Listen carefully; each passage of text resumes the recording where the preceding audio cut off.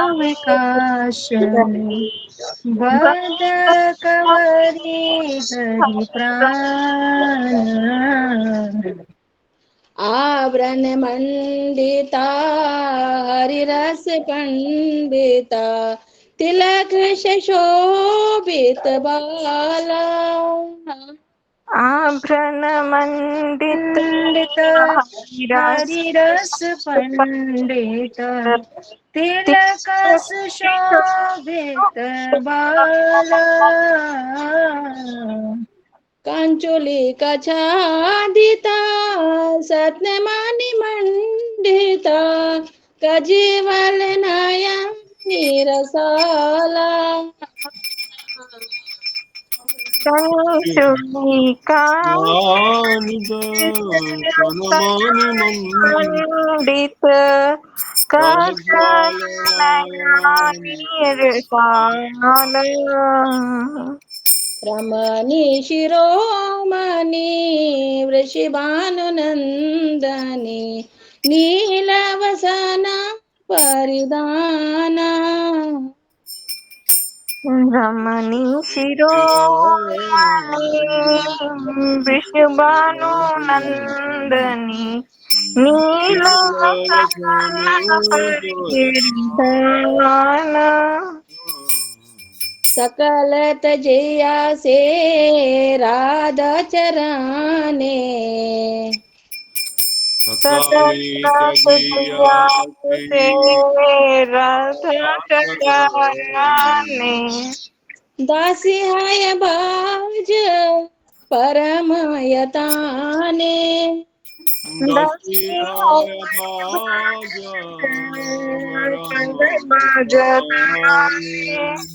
सौंदर्य किरण देखिया जहार सौंदर्य किरण देखिया जहार रति गौरी लीला कर्व परिहार रति गौरी लीला सती लक्ष्मी सचा सौभाग्य वलाने सती लक्ष्मी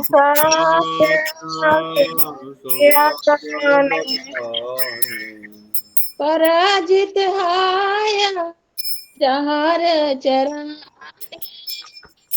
पराजित जहर चरणे कृष्ण वंशीकारे चंद्रवाली कृष्ण चंद्रवाली पराजय माने अय्या विवादी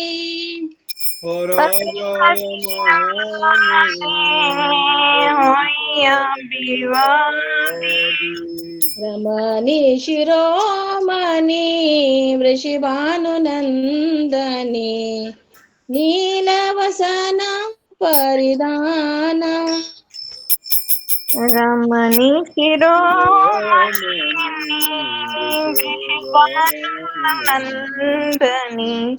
नीलावसन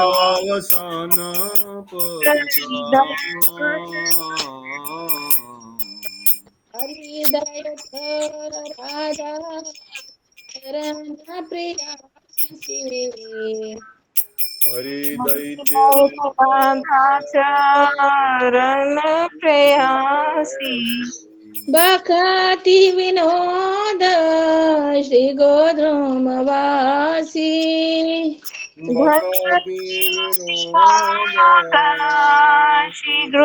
शीघ्रोद्रुमवासी रमणी शिरोमणि वृषभानुनंदनी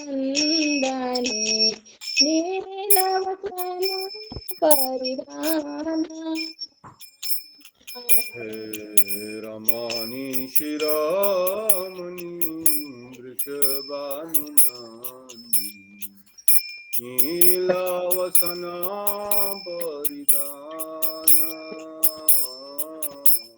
जय राधे जय राधे जय राधे जय श्री राधे जय राधे जय राधे जय श्री राधे जय राधे जय राधे जय राधे जय श्री राधे जय राधे जय राधे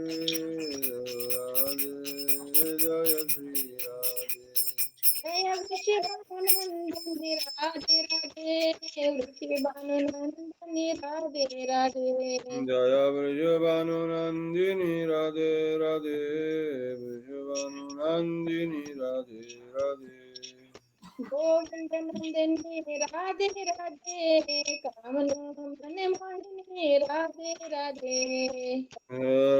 शिरोमणि राधे राधे हनुमान मोहिनी राधे राधे शिरोमणि राधे राधे परम राधे राधे सखी शिरोमणि राधे राधे परम करुणामयि करुणामय राधे हे बात मोरी दया करो राधे राधे अपराध क्षमा करो राधे राधे हे पर मोरे दया करो राधे राधे अपराध क्षमा करो राधे राधे सेवा अधिकार दियो राधे राधे तुम्हार संगाल तुम्हारे कथे राधे राधे हे पर मोरे दया करो राधे राधे तुम्हार मंगल तुम्हारे डाके राधे राधे जय राधे जय राधे जय राधे जय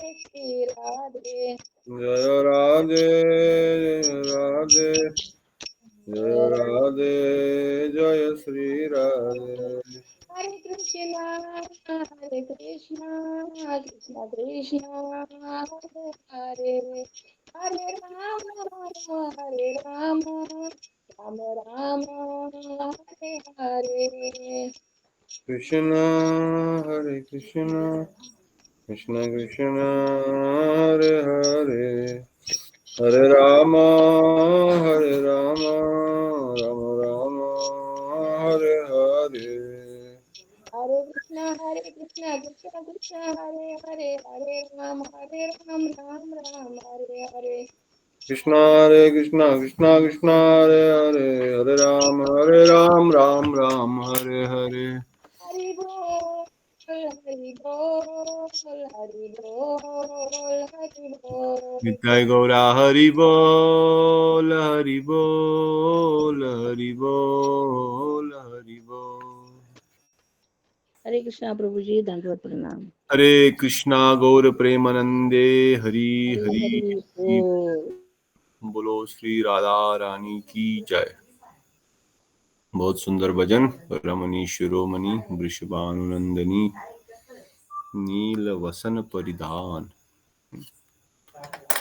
तो इस प्रकार राधा रानी के इस भजन के द्वारा आज की सभा को आगे बढ़ाते हुए सर्वप्रथम परमरादि गुरुदेव नितलीला प्रविष्टुम विष्णुपाद परमहंस परिवजिकाचार्य वरष्टोत्तर सत श्री श्रीमद भक्तिदांत नारायण गोसाई महाराज जी के अभय चरणों में अनंत अनंत दंडवत प्रणाम करते हुए उनके हेतु कृपा की प्रार्थना करते हैं। तत्पश्चात अभय चरणारविंद भक्तिवेदांत स्वामी श्रील प्रभुपाद जी के अभय चरणों में अनंत दंडवत प्रणाम करते हुए उनके हेतु कृपा की प्रार्थना करते हैं। श्रीला आचार्य के श्री परम गुरुदेव भक्ति प्रज्ञान केशव गोस्वामी महाराज जी के अभय चरणों में अनंत दंडवत प्रणाम करते हुए उनके हेतु कृपा की प्रार्थना करते हैं। गौड़िया गोष्ठपति जगत गुरु भक्ति सिद्धांत ठाकुर श्री प्रभुपाद जी के चरणों में अनंत दंडवत प्रणाम करते हुए उनके हेतु कृपा की प्रार्थना करते हैं। समस्त रूपानुग गुरु वर्ग जय युक्त हो। श्री कृष्ण चैतन्य प्रभु नित्यानंद श्री अद्वैत गदाधर श्रीवासादि गौर भक्त वृंद की जय हो। श्री रूप सनातन भट्ट रघुनाथ श्री जीव गोपाल भट्ट दास रघुनाथ षड गोस्वामी वृंद की जय हो। हम सब पर कृपा करें।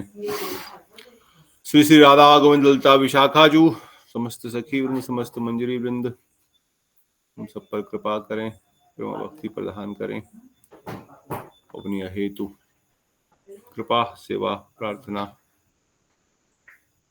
सेवा प्रदान करे, यही उनके चरणों में बार बार प्रार्थना है।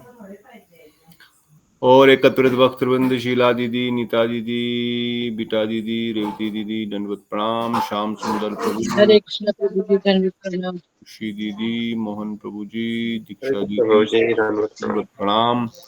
चंद्र मोहन प्रभु जी, बिमला दीदी, शिवानी दीदी, रूप गोस्वामी प्रभु एंड मुकेश प्रभु। हरे कृष्ण प्रभु जी, दंडवत प्रणाम। हरे कृष्णा, हरि बोल, श्री राधे श्याम, हरि हरि बोल।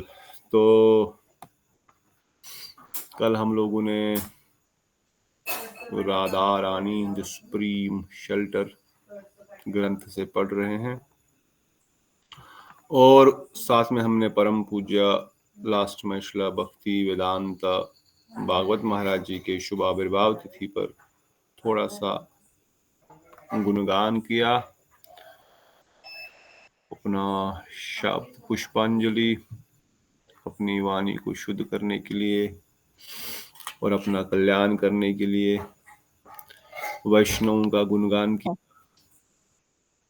अगर कोई भक्तगण कुछ आज भी बोलना चाहते हैं, कल जिनको मौका नहीं मिला है, हरे कृष्णा, दंडवत प्रणाम। दंडवत प्रणाम। चंद्रकांता दीदी, हरे कृष्णा, हरि बोल। तो परम पूज्य भागवत महाराज जी के चरणों में कोई पुष्पांजलि करना चाहते हैं तो आपका हार्दिक स्वागत है। उसके बाद शिवानी दीदी हमको रिवाइज कराएंगी important points from yesterday's Hari katha, Radha Rani the supreme shelter, और उसके बाद हम आगे बढ़ेंगे अगले चैप्टर की ओर। हरे कृष्ण, दंडवत प्रणाम प्रभु जी। धन्यवाद बिमला दीदी, श्री राधे। कौन बोलना चाहते थे कल? हाँ, दीक्षा और रुक्मणी भी बोलना चाहते थे, और भी कोई बोलना चाहते हैं तो बोलिए, यही मौका है, मौका यही है, फिर ना मिलेगा। बोलिए। हरे कृष्णा। हरे राम। पहले तो मैं अपने गुरुदेव के चरणों में प्रणाम करूंगी। मैं ज्यादा कुछ नहीं बोलूंगी, सिर्फ कुछ शब्द बोलूंगी गुरुदेव के बारे में कि वो जैसे वैष्णव की दैन्यता होती है वैष्णव में, मैंने उनमें बहुत देखा है। वो बहुत मतलब एक शांत स्वभाव के मेरे साथ हर बार रहे। मुझे बचपन से ही उन्होंने हर बार भक्ति में आगे बढ़ने का प्रोत्साहन दिया और हमेशा कथा सुनाते रहे। मतलब उनकी तो बचपन से ही मेरे ऊपर बहुत कृपा रही है। वो मुझे कहते थे कि जैसे बेसिक से सीखना है, तो उन्होंने मुझे स्टेप बाय स्टेप सारा, पहले जैसे हमने कल भी सुना उनके बारे में, वो बहुत पहले सोल आत्मा क्या होती है, हम कहाँ से आए हैं, हम कौन है, हम भक्ति क्यों करना चाहिए हमें, वो सब सिखाया। और वो ऐसा नहीं कि सिर्फ भक्ति पे ही फोकस करते हैं, जैसे कि उन्होंने पहले मेरे इंटरेस्ट देखे कि मुझे पढ़ाई में क्या पसंद है, और उससे रिलेटेड भी मुझे उस प्रकार से भक्ति सिखाई। और साइंटिफिक भी उनके पास बहुत नॉलेज था। तो मैंने देखा है कि गुरुदेव के पास बहुत नॉलेज है और अपना नॉलेज हर बार शेयर करते हैं, और हमें भी उनसे बहुत कुछ चीजें सीखने मिलती है। और शांत तो है मेरे साथ, लेकिन मैंने उनका वो गुस्से वाला भी स्वभाव देखा है, जिससे भी वो भी एक कृपा है उनकी कि वो हमें जब अपना मानते हैं तभी हमें डांटते भी है। और मैंने देखा है कि वो जब भी मुझे मिलने आते हैं, मेरे लिए कुछ ना कुछ ऐसे लाते हैं साथ में, तो वो इतने दयान्य है, इतने काइंड है कि वो कभी भूलते नहीं है, हमेशा अपनी बेटी की तरह ही मानते हैं मुझे। और वो अपने गुरुदेव का भी बहुत मतलब अपने गुरुदेव को अपना मानते हैं। वो कभी ऐसे प्रभुपाद नहीं बोलेंगे, वो बोलते हैं माई प्रभुपाद। तो गुरु निष्ठा भी है जो मैंने देखी है मेरे गुरुदेव में। ऐसे उनमें बहुत सारी चीजें हैं, तो मैं बस इतना ही बोल के आज अपनी वाणी को विराम दूंगी। Hare Krishna. Okay, very good. और कोई भक्तगण कुछ बोलना चाहते हैं? हरे कृष्ण प्रभु जी। हरे कृष्णा दीदी। मैं हूँ सशमित। सशमित बाबा बोलो, मेरा कान भी गया। बस इंसान खड़ा है। मैं भी गुरुदेव का थोड़ा ग्लोरिफिकेशन करूंगा। ओम अज्ञानांजनशलाकया ज्ञानांजन शलाकया चक्षुरुन्मीलितं येन तस्मै श्री गुरुवे नमः। तो गुरुदेव ने जैसे मेरी गर्मी छुट्टी चल रही थी तब वो एक बार बैंगलोर आए थे। उस वक्त उन्होंने मुझे बोला कि मुझे रोज थोड़ा सा गीता पढ़ना है समर वेकेशन में। तो उन्होंने मुझे 1-2 श्लोक भी सिखाया। और तो मुझे सबका परपोर्ट समझ नहीं आता था, तो मैं उसे पढ़ता नहीं था। तो एक दिन गुरुदेव ने मुझे बोला कि बिना परपोर्ट पढ़े तुम नहीं समझ पाओगे वो किस कॉन्टेक्स्ट में कहना चाह रहे हैं। You will understand the meaning, लेकिन कितना डीप मीनिंग है, कहाँ रिफर करके बोला जा रहा है, वो तुम नहीं समझ पाओगे। तो मुझे ऐसे समझ आया कि उन्होंने भगवत गीता में कुछ भी पढ़ना स्किप नहीं किया, इसीलिए। और वो जब भगवत गीता रेफर करते थे तो बताते थे कौन सा पेज, कौन सा पैराग्राफ और कौन सा लाइन, इतना भी उनको याद रहता था। तो इससे समझ आता है वो कितना केयरफुली पढ़ते थे। हरे कृष्णा प्रभु जी। अच्छा कल्पतरुभ्यश्च कृपा सिन्धुभ्यश्च पतितानां पावनेभ्यो वैष्णवेभ्यो। हरे कृष्णा। हरे कृष्णा। हरे कृष्ण। चंद्रकला जी, मैं म्यूट पे था, बोलिए हरे आप। कृष्णा। दंडोत प्रणाम। धन्यवाद जी। ज्ञान तिमिरदेश ज्ञानजन शलाकया चक्षुरुन्मीलितं तस्मै श्री गुरुवे गुरुवे गौरचंद्राय राधिकाय तदालय कृष्णाय कृष्ण भक्ताय तद्भक्ताय। सबसे पहले श्री भक्तिवेदांत श्री नारायण गोस्वामी महाराज की श्री अभय चरण में कोटि कोटि प्रणाम। उसके बाद मेरी दीक्षा गुरु श्रीधर महाराज जी के चरण कमलों में दंडवत प्रणाम। आपके चरणों में दंडवत प्रणाम और भागवत महाराज जी के चरण कमलों में कोटि कोटि प्रणाम। बस मैं एक पॉइंट ही बोलूंगी कि भागवत महाराज सच में, ये बच्चों ने बोला है दैन्य, सही में वो दैन्य है। इतने सॉफ्ट हैं कि मतलब बहुत प्रणाम करो तो बहुत एकदम से मतलब उनका वो हंसता हुआ चेहरा उनका बहुत ही सुंदर, बहुत सुंदर। एक बार हमारे घर पर प्रोग्राम हुआ था तो महाराज जी को मुझे नहीं पता था महाराज जी आए हैं। तो यहाँ आए थे, कागदासपुर में आए थे। तो तभी वैकंस महाराज, पूज्यपाद वैकंस महाराज जी, पूज्यपाद भागवत महाराज जी, पूज्यपाद सिद्धांति महाराज जी, तो 3 महाराज थे। तो फिर मुझे नहीं पता था महाराज जी हैं, तो पहली बार ही देखा था मैंने पूज्यपाद भागवत महाराज जी को। तो बोला उन्होंने मुझे मुनि महाराज जी ने मुझे बताया कि पूज्यपाद भागवत महाराज आना चाहते। मैं बोला ये भगवान मेरा सौभाग्य है। तो फिर आए थे हमारे घर, एक बार वो सौभाग्य प्राप्त हुआ पूज्यपाद भागवत महाराज जी का। उनके चरण कमलों में कोटि कोटि प्रणाम। हरे कृष्ण। धन्यवाद। बहुत सुंदर दीदी, आपने बहुत सेवाएं बहुत सारे साधु महात्माओं की है। ये गुरुदेव और वैष्णव की कृपा है कि साधु हमारे घर पे आए, कुछ सेवा हमको प्रदान करें और हम उनकी कुछ सेवा के योग्य बन सके। इससे बढ़िया क्या है। ठीक है, और कोई भक्तजन कुछ बोलना चाहते हैं? कल कालिंदी दीदी बोल रही थी जब हम लॉग आउट कर रहे थे, अभी तो आए नहीं। ठीक है, और कोई तो नहीं? ओके, इफ नॉट देन हम लोग मोहन प्रभु जी दंडवत प्रणाम। हरे कृष्णा। रजनी दीदी, दीप्तोषी दीदी, सुनंदा दीदी, प्रतिभा हरे दीदी, कृष्णा प्रभु जी। धन्यवाद प्रणाम। श्री राधे। कृष्णा दंडवत प्रणाम प्रभु जी। दंडवत प्रणाम धन्यवाद प्रभु जी। प्रतिभा हरे दीदी। हरे कृष्णा। मंजरी दीदी हरे दंडवत कृष्णा दंडवत प्रणाम प्रभु जी। दीदी दंडवत।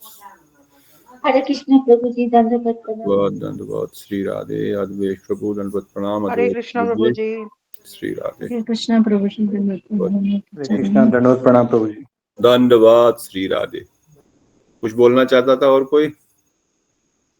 प्रभु जी इतना कहेंगे बस, जब भगवत महाराज जी आए थे यहाँ इस जनवरी मंथ में तो बहुत बार उनसे मिले। और जब रूप गोस्वामी प्रभु जी की वहाँ पे कुछ प्रोग्राम हो रहा था, वहाँ पे भागवत कथा भी हुआ और प्रसाद वगैरह वहाँ पे भी उनके जो कथा थे वो भी सुने। बहुत अच्छा लगा भगवत महाराज की जो जो जो कथा की उन्होंने। Very good. सेवा का मौका भी मिला होगा महाराज, बीमार थे तो? नहीं, थोड़ा बहुत इनडायरेक्टली हो सकता है। थोड़ा बहुत कुछ तो सेवा, वैष्णव का चरण धूलि भी मिल जाए तो उससे भी कल्याण है, थोड़ा बहुत सेवा भी बहुत होता है। चरण धूलि तो जो मिल रहा है प्रभु जी जरूर। बस तो और क्या चाहिए। वेरी गुड, कोटि कोटि प्रणाम। बहुत सुंदर, महाराज जी के चरणों में कोटि कोटि प्रणाम। ओके, शुद्ध भक्तों का, वैष्णवों का, गुरुवर्गों का, सीनियर भक्तों का हम जितना गुणगान करें उतना कम है, क्योंकि उन्होंने पूरा जीवन भक्ति में दिया हुआ है। तो ऑब्वियसली उनका तो जीवन ही एक ग्रंथ है, तो कितना हम बताएं और कितना ना बताएं। ओके, रूप गोस्वामी प्रभु जी बोल रहे थे? नहीं प्रभु जी, मैं कुछ ऐड करना चाह रही थी। तो करिए ना, अवश्य की। हरे कृष्णा, धन्यवाद। प्रभु जी, जब गुरुदेव इस बार आए थे तो शायद वो मेरे लिए ही आए थे कि मेरी प्रेगनेंसी में वो कथा सुना सके। वो हर रोज मुझे कथा सुनाते थे और मुझे सामने बिठा के सुनाते थे कि अच्छे से सुनो। और इस बार हमने बहुत कुछ एक्सपीरियंस किया नया, जैसे कि ऐसा लगा कि हमारी तो परीक्षा भी थी, और बहुत बार ऐसा फील किया कि जो मैं सोच रही थी वो उसका जवाब दे रहे थे। जैसे एक दिन मेरी तबीयत ठीक नहीं थी तो मैंने सोचा आज थोड़ा लेट उठेंगे तो अच्छा है। उस दिन गुरुदेव हमेशा 8 बजे की जगह पे 10 बजे नाश्ता भी किए। तो ऐसे ऐसी 2-4 चीजें हुई तो मैं ऋत्विक को बोली, इनको पता चल जाता है क्या कि मेरे मन में क्या चलता है? तो फिर एक बार हमारे घर में कुछ मतलब जो भी उनका डेली का खाने का था वो कुछ नहीं था, तो गुरुदेव बोलते हैं आज मैं ये नहीं, आज मैं ये खाऊंगा, कुछ डिफरेंट ही बना लो। तो मैं ऋतियों को बोली, इनको 2-3 दिन से ऐसे क्यों लग रहा है कि जब जब मैं सोच रही हूँ ये वैसे ही बात कर रहे हैं? तो पता नहीं, अब तो मैं सोचना भी बंद कर दूंगी। तो इस तरह से अगर गुरु वैष्णव मतलब अगर उनका सानिध्य प्राप्त हो तो ही समझ में आता है कि वो किस लेवल के हैं और कितना कुछ हमारे बारे में सोचते हैं, हमारे कल्याण के बारे में सोचते हैं। अदरवाइज हमें समझ में ही नहीं आता है कि वो किस लेवल के हैं, और हमारी बुद्धि भी नहीं है कि हम समझ पाए। हमने इस बार बहुत सारी कथाएं सुनी, बहुत सारा चीजें बहुत कुछ सीखने को मिला। और उन उनका जो दैन्यता था वो मतलब मैं एक चीज शेयर करना चाहूंगी कि एक बार हम लोग ऐसे ही आपस में बातें कर रहे थे कि वो ऐसे हैं, वो ऐसे हैं। क्योंकि हम लोग भक्तों के इर्द गिर्द रहते हैं, बहुत सारे डिवोटी आते जाते हैं, तो कभी किसी का कुछ बात कर दिए तो हमने ऐसे ही बोला कि गुरुदेव वो समझ में नहीं आते। तो गुरुदेव ने मुझे यही सिखाया कि जो भी जैसा भी है, अगर एक उंगली उसके ऊपर उठाओगी तो 4 उंगली तुम्हारे ऊपर उठेगा। सो लेट इट बी, जो भी जैसे है वो टाइम के साथ करेक्ट होगा। तो ये सब बहुत सारी चीजें थी, और उनका एक ट्रस्ट बॉन्डिंग था। जैसे किसी ने बोला कि इसने गलती की या कुछ भी, तो गुरुदेव बोलते थे ठीक है, आई कैन अंडरस्टैंड कि कौन क्या करता है, सो लेट इट बी। तो उनका जो दान्यता था ना, उनको किसी से कोई शिकायत नहीं, कुछ भी नहीं। अगर कोई बता भी रहा है कि ये सही नहीं है तो भी वो बोलते थे ठीक है, कोई बात नहीं, जैसे है जो है। तो उनका दान्यता का लेवल बहुत हाई है। एंड वैसे बहुत सारे महाराज जी के साथ में रही हूँ, मतलब देखी हूँ कि हाँ 1-2 दिन तो सब लोग वैसे ही हैं, लेकिन गुरुदेव का एक विशेष ही कृपा था हम लोग के ऊपर कि हम लोग के साथ इतने दिन रहे। कुछ चीजें नहीं सूट होते हुए भी हम लोग के ऊपर बहुत अच्छे से स्माइल करके हमारे साथ टाइम बिताए। सो उनका कोटि कोटि धन्यवाद। मैं अपनी वाणी को विराम दूंगी। मेरा कुछ एक्सपीरियंस था तो मैं वही शेयर करना चाह रही थी। हरे कृष्णा। बिल्कुल, बहुत सुंदर। गुरु वैष्णव इतना अनुभव होता है कि इवन लाइफ का भी अनुभव है, भक्ति का भी अनुभव है। नाउ इन 70s और लगभग 50 साल का भक्ति मार्ग का अनुभव, उसमें जीवन का अनुभव पर से महाराज जी एस्ट्रोलॉजी में भी एक्सपर्ट है। महाराज जी एज अ काउंसलर रहे हैं स्टूडेंट, आई मीन बच्चों के, बड़ों के, उनका ऑफिशियल जॉब भी वही रहा है। तो साइकोलॉजी समझना, साइकोलॉजी पढ़ना, सामने की साइकोलॉजी जानना, क्योंकि उनका अगर आप देखे होंगे जब वो इस्कॉन में ब्रह्मचारी के बाद जब गृहस्थ आश्रम में आए तो उनका इवन रोल भी था ये जो बच्चों को टॉर्चर होता है या अब्यूज होता है, हाउ टू डील, जो कि बहुत सेंसिटिव टॉपिक है और बहुत सेंसिटिव चीज है जिसको संभालना हर व्यक्ति के बस की बात नहीं है। तो उस लेवल तक प्रोफेशनली भी करना, फिर आपका एस्ट्रोलॉजी का एक्सपर्टाइज, फिर स्पिरिचुअल लाइफ का एक्सपर्टाइज, फिर आपका इतना जीवन का अनुभव गृहस्थ में, इस्कॉन में, फिर गौड़िया मठ में, फिर बाहर की दुनिया में भी बाकी वैष्णवों के संग में। सो ये इज ए वास्ट एक्सपीरियंस। गुरु वैष्णवों से हम और इससे ज्यादा क्या अनुभव कर और क्या एक्सपेक्ट कर सकते हैं? उनकी अनुभूतियां, उनका साधन भजन, उसका आशीर्वाद, उनकी अनुभूतियों की रियलाइजेशन, शिक्षाएं जो हमको वो एक्सटेंड करते हैं, हम तक एक्सटेंड करते हैं। I mean this is more than enough what Lord can give us as a sadhu, as a guru. तो ऐसे वैष्णवों को हम आभारी है जो हमको सेवा देते हैं, हमारे पास आते हैं। बहुत अच्छा। अगर वो प्रभु जी अगर आपके पास वहाँ रहते तो हमें उनकी कृपा मिलती है कि कथा भी सुनाते हैं शाम पे। इस टाइम पे आपने बहुत बार ऑनलाइन कथा, हाँ बहुत ही अच्छा है। और इस बार तो महाराज जी का थोड़ा सा तबीयत भी ही था, मगर फिर भी रुके नहीं महाराज जी। महाराज ने अपना जैसे तैसे कथा सुनाया। लास्ट टाइम तो पूरा डेली ही शेड्यूल 1 घंटा कथा कर, मैं भी था भी नहीं तब भी कर रहे थे, मैं तो तब बाहर ही था। और जब भी मेरे को मन आ रहा था इस पिछली बार उनको बुलाऊं मैं घर, तो मगर मैंने उनको बोला, मतलब खुद ही बोले कि मेरे तबीयत, I am not feeling well, तो मैं फिर कुछ बोल नहीं सके मैं। तबीयत ठीक नहीं थी। वो यहाँ से उन पूरी भी गए तो वो मायापुर जाने वाले थे, वो मायापुर का कैंसिल करके सीधा वहां से यूएस चले गए। उम्र भी है और सेवाएं भी की है और शरीर भी है, अल्टीमेटली सब चीजें चल रही है साथ में।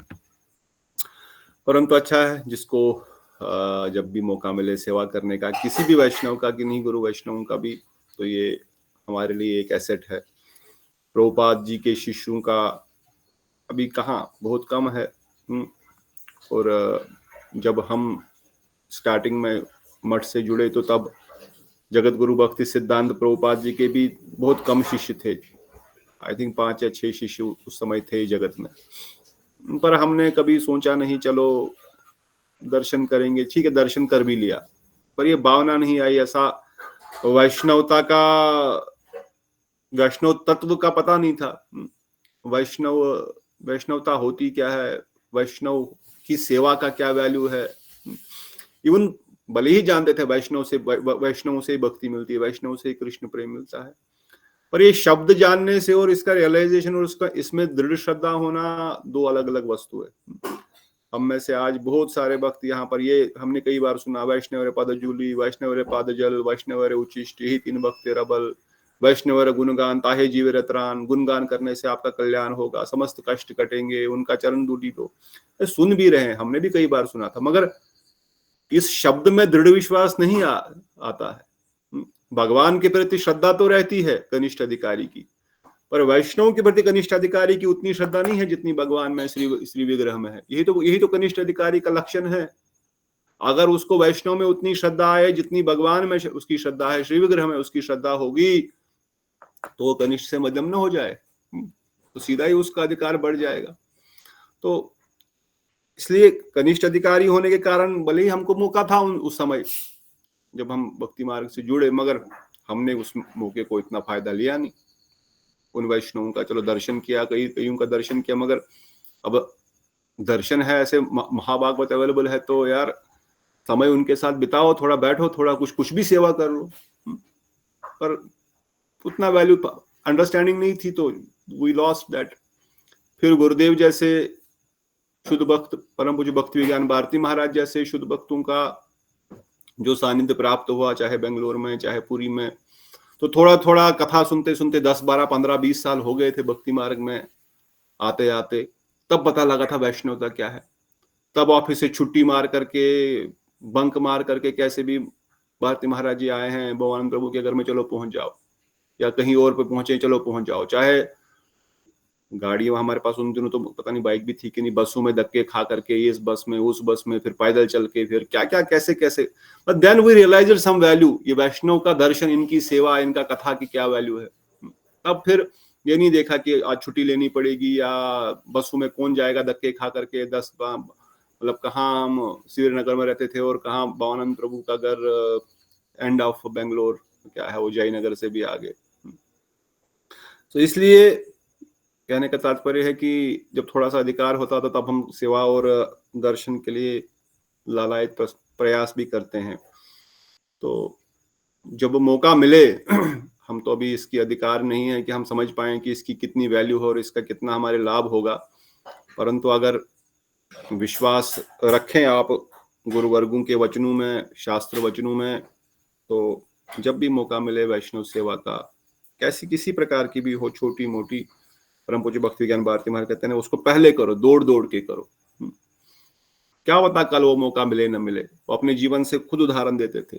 जब से पहले बार एक बार डिस्कस भी किए, हम लोग यहाँ पर डिस्कस किए थे, किसी वैष्णव का कुछ बीमार थे और उनको पता लगा पूरी में वो बीमार है, तो बोले चलो जाते हैं। कोई दूसरे वक्त बोले सुबह जाएंगे ना महाराज जी, भी रात के 12-11 बज गए, अभी क्या करेंगे जाके, सुबह जाके करेंगे, सुबह जाएंगे तो सुबह थोड़ा सा उनका सेवा करेंगे। महाराज बोले नहीं, वैष्णव सेवा शीघ्र, जब मौका मिले वो भी निकलते हैं, तुमको नहीं चलना है तो मैं चलता हूँ। तो वो चल पड़े और 12 बजे रात बैठे, 3-4 बजे उन वैष्णव ने प्राण शरीर छोड़ दिया। 3-4 घंटे उनके लिए कीर्तन किया या उनको थोड़ा सा मसाज दिया चरणों में, सर में, उनको थोड़ा सा वो फीलिंग्स दिया कि कोई साधु आपके साथ है यहाँ पर बैठा हुआ, कथा कीर्तन, वटेवर सेवा ही डिड। अगर सोचा होता चलो अभी तो रात है, 12 बजे कौन जाएगा, कल सुबह जाएंगे मंगल आरती के बाद 5-6 बजे, वो तो 3-3:30 बजे ही, 4 बजे ही शरीर छोड़ दिए। तो वो 3-4 घंटे की जो अंतिम सेवा मिली वो कहाँ मिल पाती। तो इसलिए शुभ शीघ्रम, जो शुभ चीज है उसको शीघ्र करो, और जो खराब चीज आपके मन में विचार आ रहा है, मुझे किसी को गाली देनी है, किसी को गलोच है, किसी को कुछ गलत करना है, उसको बोलो कल करेंगे, उसको परसों करूंगा, कल बोलो परसों करेंगे, तरसों करेंगे, उसको अवॉइड करते रहो जब तक वो भूल ही जाए ना आदमी। और जो अच्छा सेवा है उसको शीघ्र करो। इसी प्रकार से वैष्णव सेवा जब भी मौका मिले तो हमको अवश्य ही करनी चाहिए। इसलिए बता रहा था क्योंकि जब हम थोड़ा भक्ति मार्ग से तब भक्ति सिद्धांत प्रभुपाद जी के भी शिष्य जगत धराधाम पर थे। अब तो धीरे धीरे भक्ति सिद्धांत प्रभुपाद जी के मीन्स भक्ति सिद्धांत प्रभुपाद जी के शिष्य भी धीरे धीरे धराधाम से जा रहे हैं अभी, है ना। प्रभुपाद, भक्ति सिद्धांत प्रभुपाद जी के शिष्य भक्ति सिद्धांत स्वामी महाराज, उनके शिष्य हुए अब ये भागवत महाराज जी, पद्मनाभ महाराज जी और भक्ति चारू महाराज, गौरगोविंद गोस्वामी महाराज जो ऑलरेडी चले गए, लोकनाथ गोस्वामी स्वामी महाराज सब चले गए। मतलब second generation of, third generation of भक्ति सिद्धांत प्रभुपाद इज आल्सो लिविंग। तो अभी इनकी भी 70s 80s की उम्र हो रही है। आपकी आवाज नहीं आ रही चंद्रकांता दीदी, इसलिए ये टॉपिक निकला तो इसलिए बता रहे हैं कि हम प्रभुपाद जी के शिष्य हैं क्या? उनके गुरुजी प्रभुपाद जी हैं क्या? पूज्यपाद भगवत महाराज प्रभुपाद जी से दीक्षा लिए, प्रभुपाद जी से वो हरिनाम लिए, दीक्षा लिए, गुरुदेव से फिर संन्यास ग्रहण किए। पूज्यपाद वैकुंठ महाराज जी, वैकुंठ महाराज जी भी दोनों साथ साथ ही जुड़े हैं, पद्मनाभ महाराज जी और हमारे निमी महाराज जी, जो आश्रम महाराज जी, ये सब लोग जो गुरुदेव से बाद में जुड़े, सब भक्तिवेदांत स्वामी प्रभुपाद जी के ही शिष्य हैं। तो खाली पॉइंट इतना था कि जब मौका मिले गुरु वैष्णवों की सेवा का, जितना मौका मिले उसका उपयोग, सदुपयोग कीजिए, और इससे बढ़कर कोई भी साधन में बल देने वाली दूसरी वस्तु नहीं है। तो हम आगे बढ़ेंगे वापस अपनी ग्रंथ की ओर। Shri Radha the supreme shelter, over to Shivani दीदी to summarize today's topic। Book भी आप शेयर कर लीजिए। के प्रश्न का कोई आंसर? हाँ, प्रश्न का आंसर दूंगा ना, आप पढ़ तो लो। आंसर वैसे सिंपल है, गुरुदेव वर्णन किए हैं वहां पर। माधवी दीदी का पूछ रहे हैं ना? हाँ जी, मैंने सुना था, आज भी लेक्चर सुना, मतलब इतना समझ आया, मतलब एक लाइन मतलब सुनी है कि उनको शायद आधा अनुभव था, मतलब बाकी मुझे क्लियर नहीं है कि उन्होंने यही कहा था प्रभु जी, मतलब गुरुदेव ने। प्रभु जी एक चित्रा सखी के साथ कौन है? माधवी देवी कौन है? उनका नाम नहीं है समझ। एक तो है रागलेखा सखी और दूसरी है रागलेखा। हाँ रागलेखा। सखी मीति जो है वो रागलेखा। तो चित्रा गुरुदेव ऐसे वर्णन किए, Chitra Ragalekha, it can be combination also, but Ragalekha और उनकी दासी है माधवी दीदी, इसलिए गुरुदेव। अच्छा, उनका नाम नहीं है? उनका नाम है ना, उनका भी नाम है, उनका नाम है, बताता हूँ नाम बताता हूँ, याद आएगा। तो गुरुदेव वहां पर जो मेन जो पॉइंट वहां पर बोले कि खाली शरीर स्त्री का होने के कारण हम यहाँ पर इनको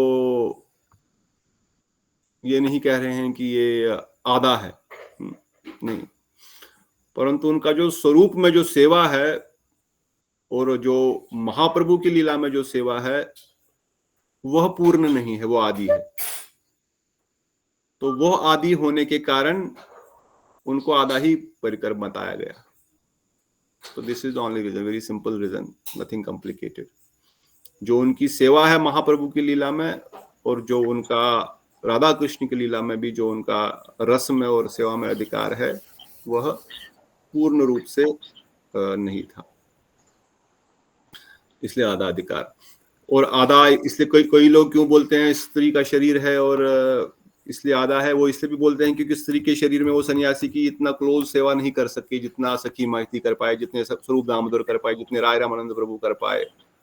तो इसलिए कई भक्तगण उस पॉइंट को भी इसी एंगल से जोड़ते हैं, पर गुरुदेव वर्णन करते हैं कि that is not the core internal reason. बाहर से बोल सकते हैं हाँ सही स्त्री तो इतनी सेवा क्लोजली नहीं कर सकती, सही बात है, परंतु वो लीला में और दाम में उनका क्या सेवा का अधिकार है।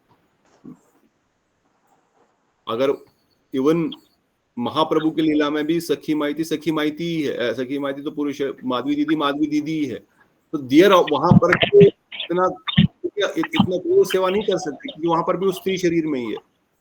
समझ रहे हैं? समझ में नहीं आ रहा क्या?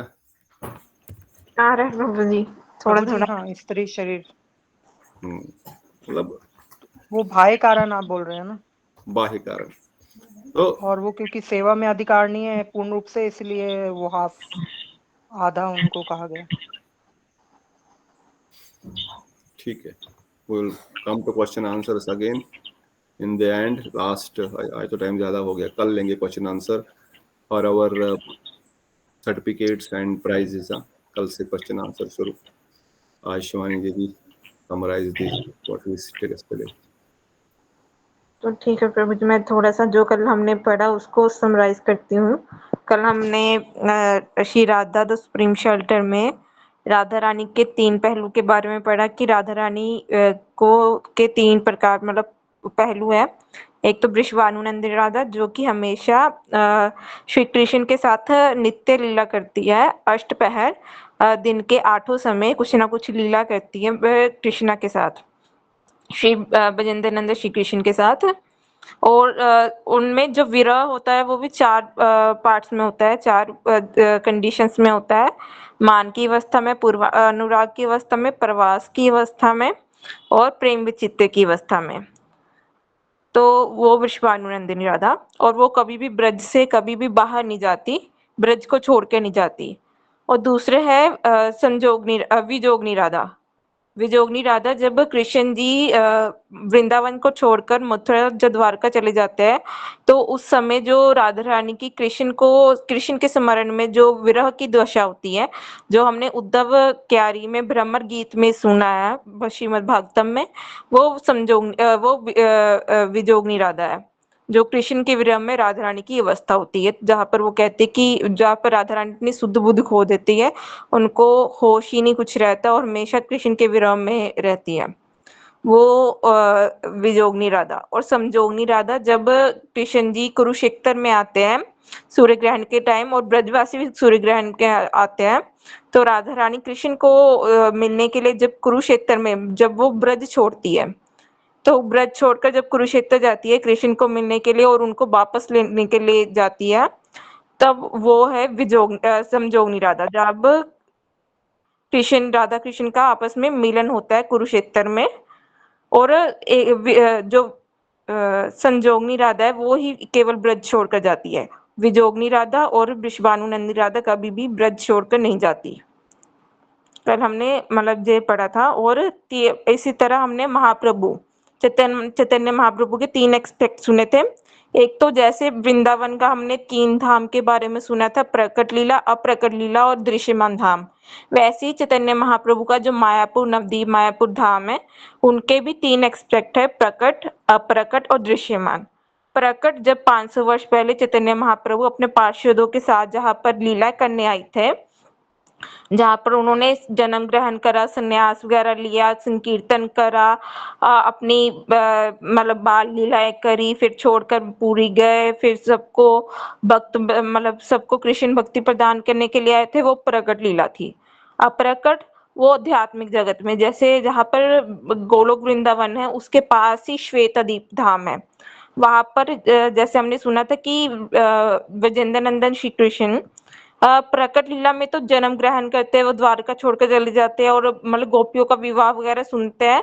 बट अप्रकट धाम में सिर्फ इसका आभास मात्र है कि उनको ऐसा लगता है कि कृष्ण ने जन्म लिया, गोपियों का विवाह है, अभिमन्यु वहां पर राधा रानी अभिमन्यु से शादी करी, अभिमन्यु का वहां पर उपस्थिति नहीं है, बस उनको आभास है। तो उनको ऐसा लगता है कि कृष्ण जी छोड़कर चले जाते हैं, ब्रज छोड़कर मथुरा वगैरह जाते हैं। बट ऐसा कुछ होता नहीं, सिर्फ उनको आभास है, ताकि उनमें प्रेम की और उत्तरोत्तर बढ़े, ताकि उनको विरह हो, विरह के बाद जो प्रेम बढ़ता है मिलन के समय, तो वो भाव बढ़े।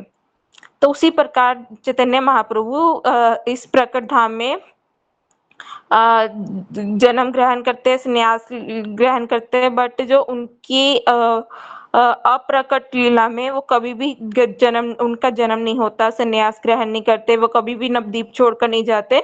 वो अप्रकट लीला, वो नित्य पार्षदों के साथ अपने संकीर्तन जगना करते हैं वहां पर श्वेतदीप में।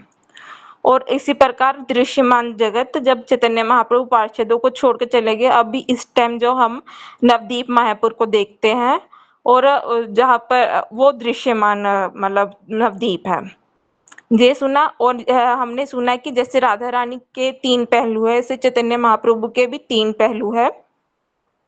जैसे चैतन्य महाप्रभु नवदीप में है, जब नवदीप में जन्म ग्रहण हुआ, उनका जन्म लिया, इसके बाद जो उन्होंने नवदीप में चंचल निमाई के तौर पर लीलाएं करी, कैसे वो मतलब कैसे वो हर एक को पहले जन्म के टाइम में रोते रहते थे, और जब कोई हरि बोल करता था तब वो शांत हो जाते थे।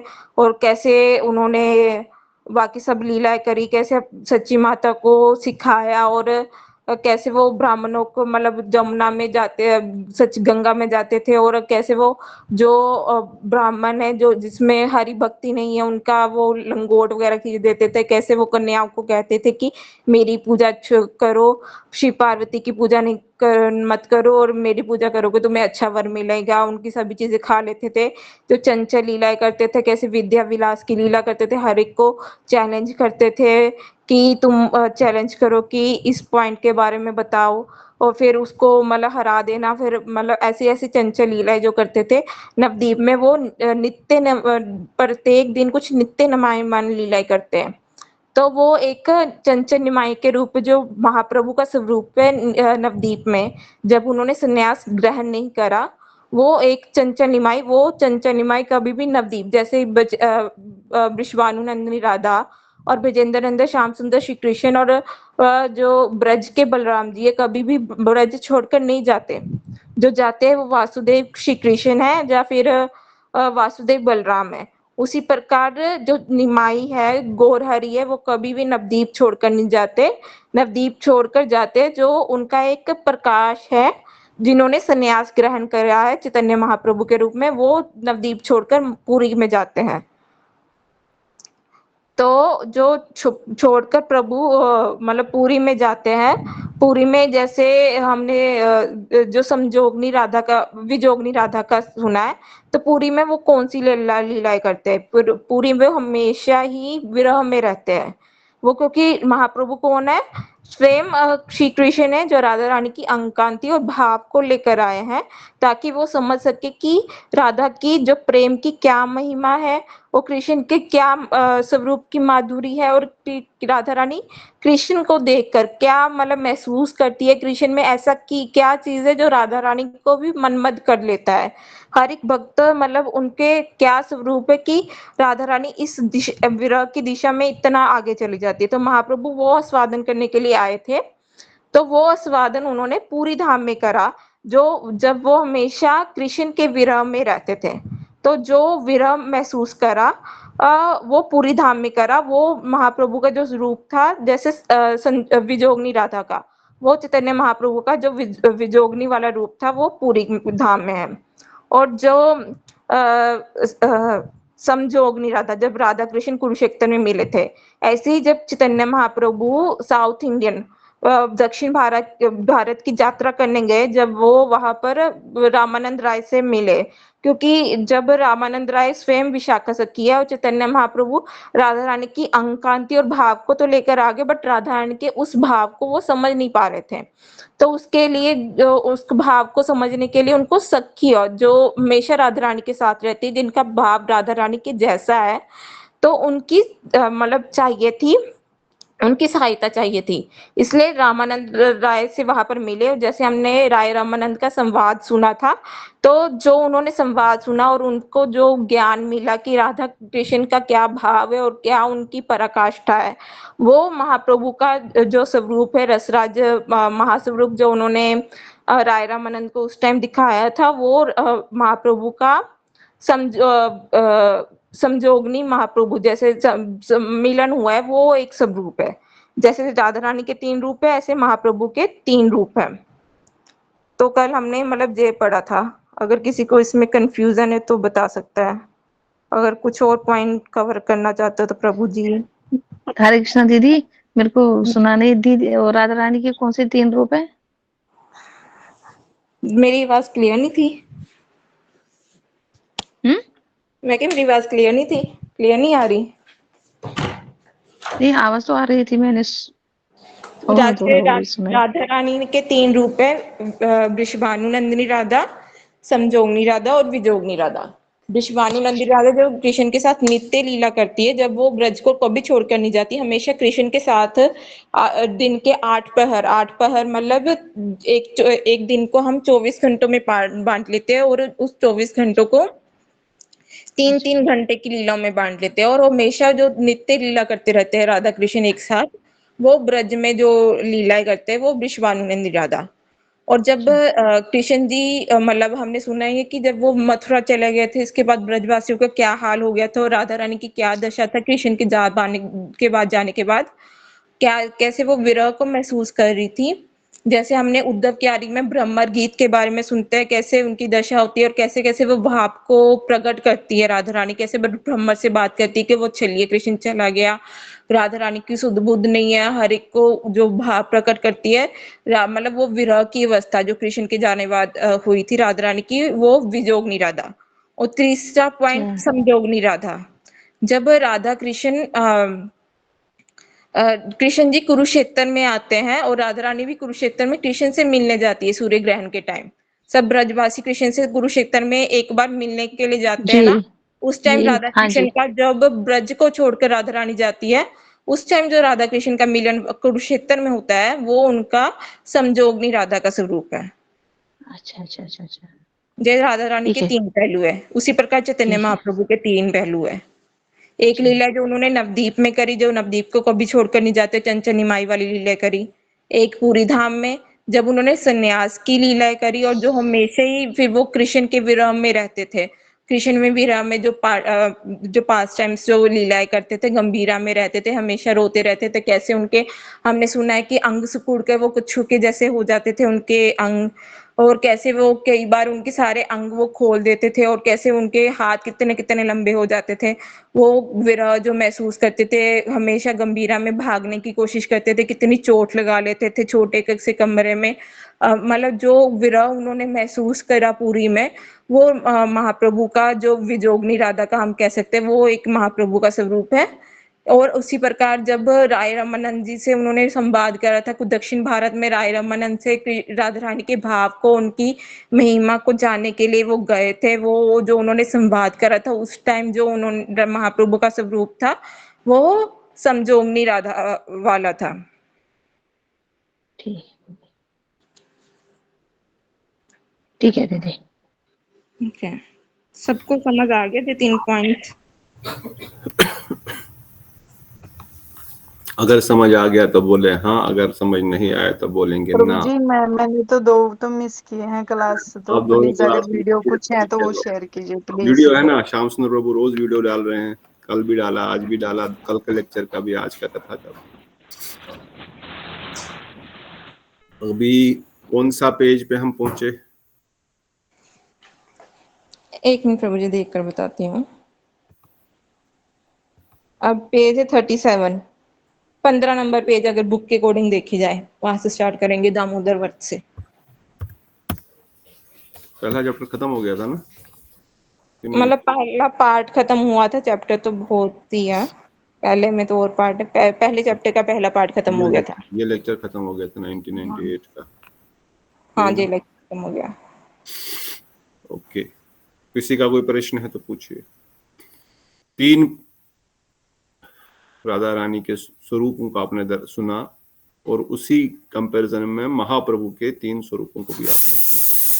और कल हमने जैसे सुना था कि नवदीप धाम इसलिए वृंदावन से अलग नहीं है, जैसे राधा रानी कृष्ण ने वहां पर नित्य लीला करी, ऐसे चैतन्य महाप्रभु ने नवदीप में अष्ट जो प्रहर में राधा कृष्ण जो लीला करते थे वो लीला को श्रवण करके उनके बारे में सोचते रहते थे, इसलिए नवदीप धाम वो ब्रज से अलग नहीं है। जो ब्रज के 36 वन है वो सारे नवदीप धाम में वास करते हैं। हमने ये भी पॉइंट सुने थे कि जैसे नवदीप में हम मायापुर में देख ले, क्या 2 चीजें थी, मायापुर और गोद्रुम द्वीप को मिलाकर वो मथुरा और वृंदावन बनता था। और फिर जैसे कोल द्वीप गोवर्धन के समान है, ऐसे ही ऋतु द्वीप राधा कुंड के समान है। मतलब जो जो ब्रज में जो जो स्थान है वो सब नवदीप धाम में उपस्थित है। और पुरी को हमने उससे कंपेयर करा था द्वारका से, क्योंकि पुरी में ऐश्वर्य में महाप्रभु ने लीला करी थी और माधुर्य में लीला नवदीप में करी थी, इसलिए नवदीप को नवदीप वृंदावन से अभिन्न नहीं है। उसी तरह पूरी द्वारका के समान है, वो वृंदावन नहीं है, वो पूरी धाम द्वारका के समान है। वहां पर ऐश्वर्य प्रधान है महाप्रभु का। Very good. Any question, any doubt?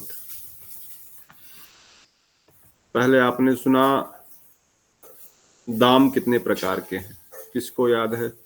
फटाफट, ज्यादा टाइम नहीं। अगर एक लेक्चर पे हम 3-4 दिन देंगे तो फिर ग्रंथ खत्म नहीं होगा। हम ज्यादा डीप नहीं घुसेंगे, बस ऊपर से। दाम कितने प्रकार के हैं?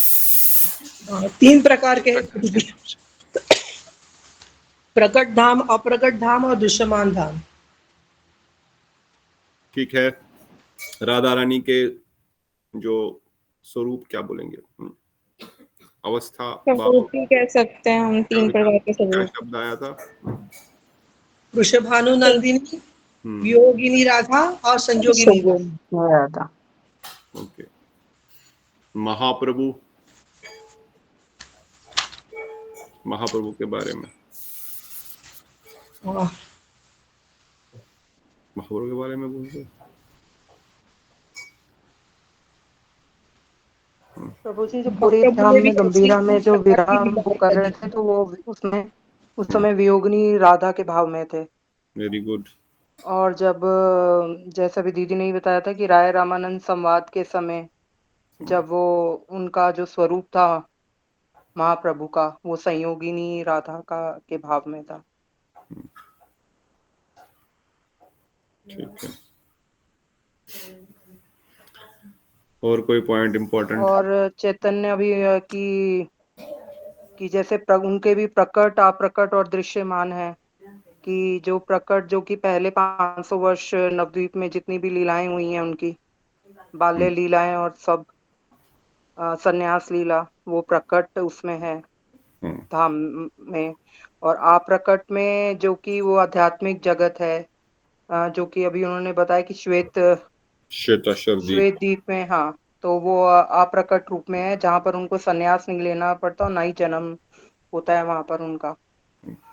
और एक दृश्यमान जो अभी प्रेजेंट में हम देखते हैं, जो मायापुर नवद्वीप, जहाँ पर वो अदृश्य हो गए थे महाप्रभु, जहाँ उन्होंने, ठीक है, और यही कि वो ये छोड़कर नहीं जाते हैं, जैसे ब्रज को छोड़कर ब्रजेंद्र नंदन कभी नहीं जाते हैं, ऐसे ही महाप्रभु भी ये इनको छोड़कर कहीं नहीं जाते हैं।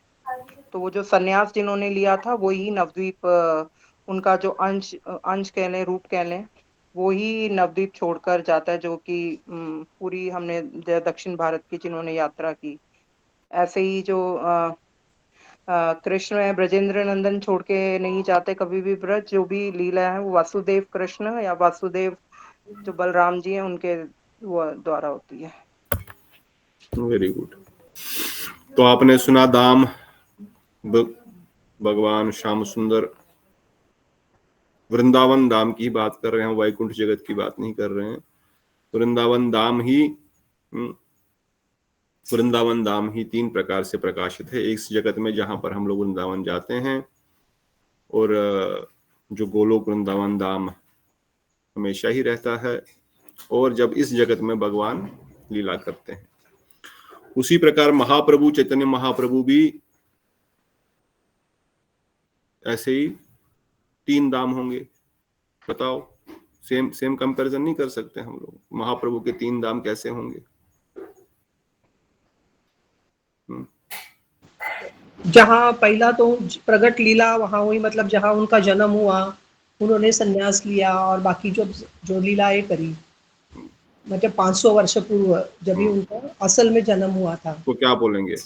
प्रगट लीला उनकी बोलेंगे। प्रगट लीला, प्रगट मायापुर बोल दीजिए, प्रगट नवद्वीप, ठीक है। और दूसरा जो है वो अप्रगट है, जहाँ ये सब लीलाओं का आभास होता है लेकिन प्रत्यक्ष नहीं होती।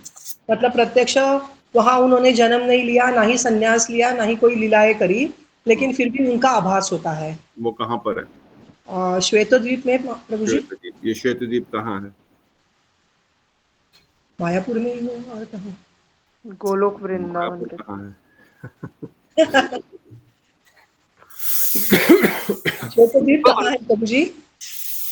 ये प्रकट धाम और अप्रकट धाम में क्या अंतर फिर है?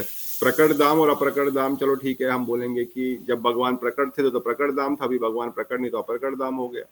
तो दृश्यमान धाम क्या है फिर? दृश्य धाम जो आज हम दिखते हैं, वो सब लीलाएं नहीं देख, जो आज हम जो नवद्वीप देखते हैं वो दृश्यमान है। अप्रकट धाम कहाँ है प्रभु जी? अप्रकट ऊपर यूनिवर्स वाला हुआ, जो गोलोक वृंदावन महाप्रभु को पूछ रहा हूँ। तो वही गोलोक वृंदावन में होगा श्वेतद्वीप। गोलोक वृंदावन का जो एक्सटर्नल पेरिफेरी है उस अष्टदल कमल का, वो श्वेताश्वर द्वीप है। वहां महाप्रभु की लीला निरंतर चलती रहती है। ठीक है, एवरीवन क्लियर? अभी तो हाँ या ना बोलेंगे। हाँ जी प्रभु जी। बिमला दीदी? लग रहा है कि ग्रंथ नहीं समझ आ रहा है इनको। ये राधा तत्व तो बड़ा खतरनाक निकला। हमको लगता है सीधा उत्कलिका वल्लरी। प्रभु जी ऐसे लगता है कि सब समझ गया, लेकिन जब भी सोचने बैठते हैं तो फिर ऐसे लगता है नहीं यार कुछ ही नहीं समझा। नहीं आएगा, सब आएगा। प्रभु जी थोड़ा सा पढ़ा था उत्कलिका वल्लरी। अच्छा है ना, आनंद आया ना पढ़ते? हाँ आया, आधा पढ़ा है, तो उसमें तो वही, अब मैं बताऊंगी नहीं। वो पढ़ेंगे तो पता चलेगा। ज्यादा टाइम नहीं लगेगा। ठीक है, प्रॉब्लम। क्या टॉपिक है? अच्छा, ये यहाँ पर तो ठीक है, ये दाम का वर्णन है। भगवान के दाम के नाम, भगवान कौन सा प्रकट है, कौन प्रकट है, कहाँ दृश्यमान है, वहीं पर अलग अलग भाव, अलग अलग स्वरूप राधा रानी के, अलग अलग स्वरूप कृष्ण के इस जगत में लीला करते हैं। नित्य धाम में लीला है उनकी। जब मथुरा जाते हैं, जब वृंदावन में ही रहते हैं, या जब द्वारिका में रहते हैं, द्वारका मथुरा इज सेम। तो ये भगवान के अलग अलग मूड या उनके अलग अलग जो अवस्थाएं हैं उन अवस्थाओं का नाम दिया गया। बाकी अलग अलग राधा रानी अलग अलग थोड़ी, राधा रानी एक ही है, मगर जो राधा रानी कृष्ण के विरह में है वो वियोगिनी राधा है। अब विरह भी अलग अलग प्रकार का है। एक विरह जब वह वृंदावन में है और कृष्ण वहां नहीं है, कृष्ण मथुरा चले गए हैं। एक विरह तब भी है जब वो वहीं है, कृष्ण भी वहीं है, फिर भी उनसे मिलना नहीं चाहती, तब भी विरह है। मान है, मान के कारण से। तो इन अलग अलग अवस्थाओं में श्रीमती जी का जो मूड है, जो उनका भावनाएं है, उन्हीं की अवस्थाओं में उनको समयोगिनी, वियोगिनी, वृषभानुनंदिनी। वृषभानुनंदिनी तो रोज जो राधा जो उनका रोज मिलन की लीलाएं हैं, और वियोग का विशेष ये भ्रमर गीत, ये सब जो हम कल डिस्कस कर रहे थे। और समयोगिनी वाला कौन सा एग्जांपल दिया था, याद है? कुरुक्षेत्र में मिलने के समय। अब समयोगिनी, जो वियोग था वो समयोग हो गया, अभी मिल रहे हैं।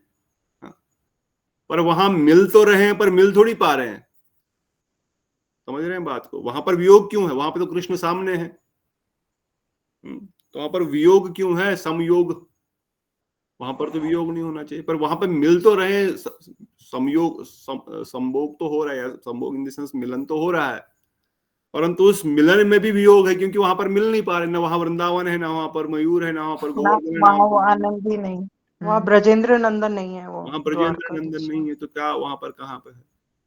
भले ही वो मिलन का ही समय है, परंतु उस मिलन में अधिक विरह है। क्योंकि उस मिलन में विरह अधिक क्यों है? क्योंकि अब मिल चुके हैं पर मिलने के बाद भी नहीं मिले हैं। मतलब हाथ में आया हुआ करोड़ रुपया ऐसे लग रहा है निकल गया, कितना कष्ट है। हम जैसे बद्धजीवों के लिए कष्ट है। इसलिए वह उस जगह पर जो सबसे अधिक सपोर्ट चाहिए राधा रानी को, इसलिए जगत गुरु प्रभुपाद भक्तिवेदांत प्रभुपाद कहते हैं, that is the time where I support Shrimati Radha Rani the most. I don't want to serve only in वृषभानुन, मैं बस वृंदावन में, कुंजू में, आनंद रास में सेवा करूं, यही मेरी अभिलाषा नहीं है।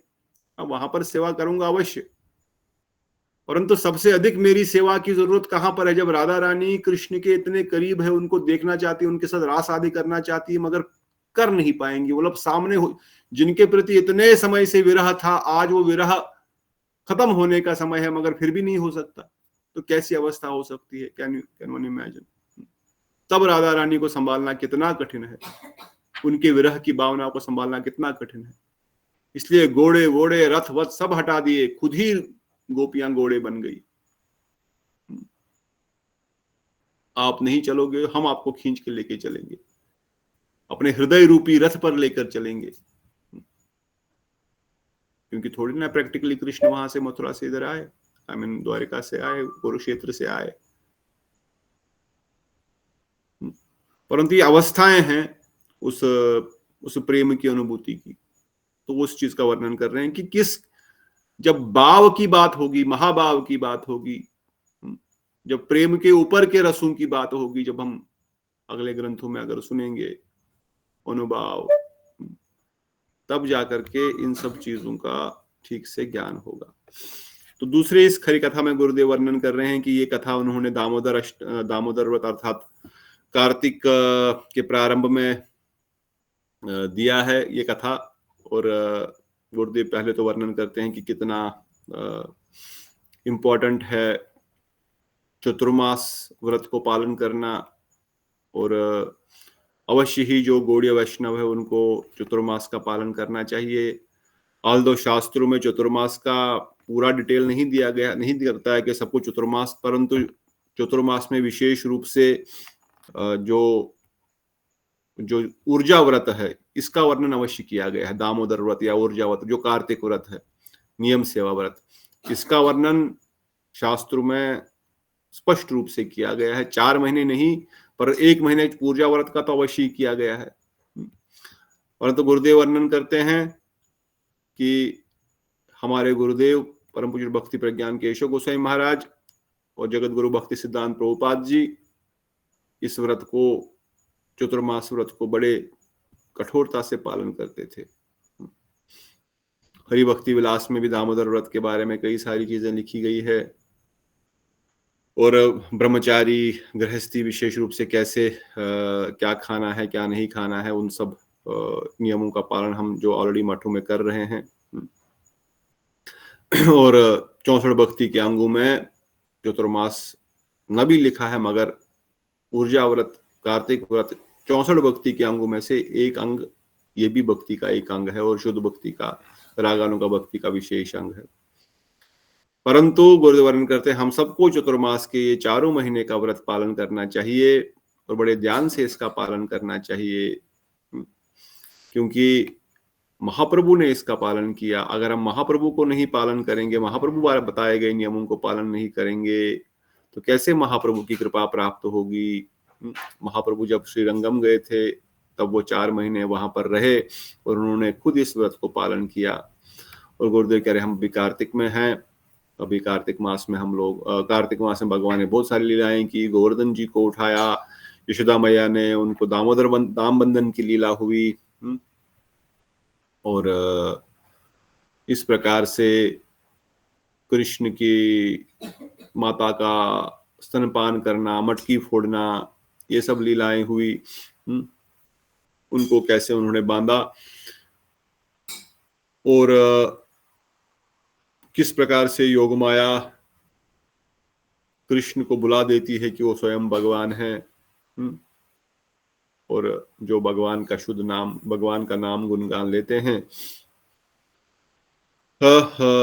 By taking Krishna's name inattentively or carelessly with no regard and honor while falling down on the earth, in one way, if one chants the name, you will come to out of Maya.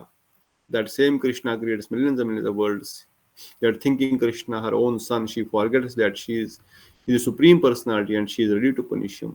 Damodar लीला का जो आप सब लोग जानते हैं, दामोदर लीला के बारे में, कैसे यशोदा मैया कन्हैया को बांधना चाहती है, छड़ी लेकर के उनके पीछे बांधती है, और कैसे कन्हैया भाग जाते हैं, बीच रोड में चले जाते हैं, सोचती माता आज सुबह सुबह अभी तो तैयार भी नहीं हुई है और मेन रोड पे तो नहीं आएगी, इसलिए मैं मेन रोड पे चला जाता हूँ, आज देख वहां तो नहीं आएगी। परंतु माता आज बड़ी गुस्से में है और ये जानती है कि दीपावली आने वाली, सारे पुरुष लोग शहर गए हैं सामान खरीदने के लिए, गांव में ज्यादा कोई है नहीं अभी इस समय, इसलिए माता उस समय सब कुछ छोड़ छाड़ के उसी अवस्था में इवन मेन रोड पे आ जाती है। और जिन कृष्ण को ब्रह्मा, शिव, नारद, देवी देवता छोड़ दो, बड़े बड़े ऋषि मुनिगण स्वप्न में भी नहीं पकड़ सकते हैं, माता का शरीर बड़ा होने के कारण कृष्ण इतने छोटे बालक, कितने फुर्तीले बालक बच्चे होते हैं, होने पर भी माता कृष्ण से अधिक तेज वेग से दौड़ करके एक हाथ से ही उनको पकड़ लेती है। इसलिए किस प्रकार से प्रेम, इवन यहां पर भगवान अपनी भगवत्ता का प्रचार, ये प्रदर्शन नहीं कर रहे हैं कि मैं भगवान हूं, मुझे कोई नहीं पकड़ सकता, क्योंकि यहाँ पर वो प्रेम के वशीभूत है। यहाँ उन्होंने अपनी योग माया को छूट दे रखी है, नहीं मुझ पे आप कोई भी ऐसा असर नहीं करना। हाँ, जब उनके हृदय में इच्छा नहीं होगी किसी चीज की नहीं होने की, तो ऑटोमेटिक योग माया उस चीज को करेगी। पर अभी वो खुद ही भूल गए हैं, तो गुरुदेव ने क्या सच में भूल गए? हाँ, सच में भूल जाते हैं वो मैं भगवान हूँ। अगर वो याद रखेंगे मैं भगवान हूं, तो कौन उनको पकड़ सकता है, कौन उनको कुछ बोल सकता है? कैसे वो अपने फिर रस का रसास्वादन खेल अपने सखाओं के साथ खेल पाएंगे, रास कर पाएंगे, माखन चोरी कर पाएंगे, अगर उनको याद रहे मैं भगवान। इसलिए वो सच में ही भूल जाते हैं। इसलिए इसलिए योग माया को कभी ये ऑर्डर नहीं है कि भाई मेरी भगवत्ता का प्रदर्शन करना। इसलिए जब खुद ही भूल जाते हैं कि योग माया करवाती है ये। उन्होंने योग माया को बोला है कि मुझे जो है वृंदावन में आप मेरी ऐश्वर्यता को ढक के ही रखो, डोंट ट्राई टू इंटरफियर। मैं जब भूल गया तो तुम इंटरफेयर मत करना कि भाई तुम ये भगवान है। भगवान हो आप। और जब ही माता यशोदा ने उनको पकड़ लिया, और पकड़ लिया तो छोटा बालक है। अब छोटा बालक क्या चाहता है, मैं खेलूं। अब वो ये नहीं, अब वो चाहते हैं मैं खेलूं, और माता उनको बांधना चाहती है। अब यहां पर वो भगवान की भगवत्ता नहीं दिखा रहे हैं, मैं भगवान हूं मुझे कोई नहीं बांध सकता, नहीं। उनके हृदय में भावना आ रही कि मैं खेलूं मुझे कोई नहीं बांधे। अब जो ही उनके हृदय में ये भावना आ रही कि मैं खेलूं मुझे कोई नहीं बांधे, ऑटोमेटिक योग माया जो है ऐसा चमत्कार कर रही है कि वो रस्सी कंप्लीट हो ही नहीं रही है, 2 उंगल छोटी पे छोटी रह जा रही है। मतलब जैसे भगवान हृदय में भावना, जैसी उनकी हृदय की भावनाएं हो रही है, वैसे ही योग माया अरेंजमेंट कर रही है। पहले उनकी ऐसी इच्छा नहीं थी कि मैं बंधू ही ना, मैं मुझे मां पकड़े ही ना। अगर ऐसी हो जाती तो शायद पकड़ ही नहीं पाते, परंतु एक छोटा बालक भूल जाता है। पर अब पकड़ लिया। पहले उनको लगा मां कहां पकड़ पाएगी, वो कहां बाहर आएगी, और जब बाहर आ गई तब उनको लगा रही ये तो सच में बाहर आ गई, अब मैं भागता हूं। और भागते पकड़ लिया। और जो ही पकड़ लिया अब बांधना चाहते हैं।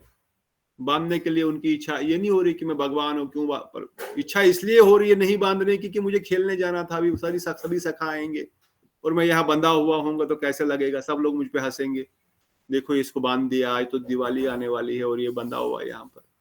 इसलिए बोलते माँ मुझे मत बांधो, मैं दोबारा गलती नहीं करूंगा, इस बार मुझे छोड़ दो। अरे तू तो रोज बोलता है मैं गलती नहीं करूंगा, हाँ हमेशा तेरे को छोड़ देती हूँ, आज तो नहीं छोड़ूंगी, आज तो तूने बहुत ज्यादा बहुत तूने गड़बड़ किया। हाँ?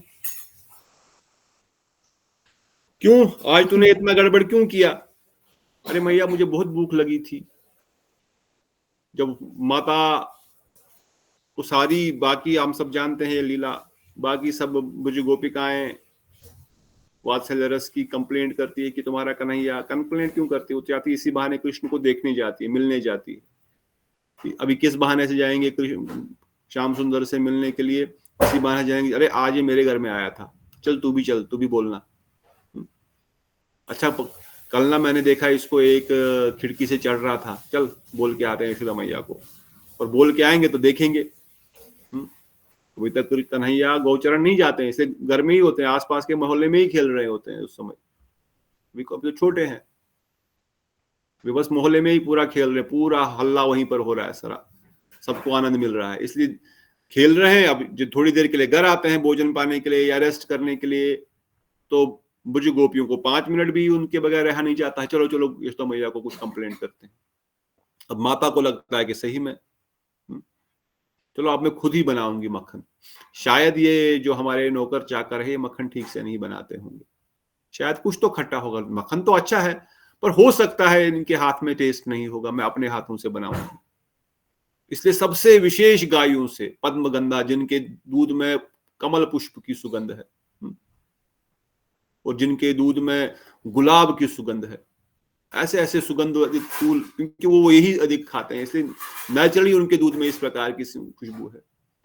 माता 9 लाख गायों में से विशेष 9 गायों को चुनती है, उनमें से दूध निकालूंगी, खुद अपने हाथों से दूध निकालूंगी, उसको उबालूंगी, मंथन करूंगी, फिर माखन निकालूंगी। इसलिए माता आज खुद बैठी है ये सब करने के लिए। सुबह सुबह ही उठ गई थी, सूर्योदय से पहले ही मैं आज उठ गई, आप भी दिवाली भी आने वाली तो मैं खुद करूंगी। और कन्हैया जो है वो, उनको भूख लगी तो वो मैया है ही नहीं वहां पर बिस्तर पर बेड पे, तो अब कहाँ जाऊं, जैसे तैसे बेड से उतरे और ढूंढा मैया दधि मंथन कर रही है। आपने सुना होगा ये कथा, तो हमने कई बार सुनी है, पर यहाँ पर आ रही है तो फिर से बता रहे हैं।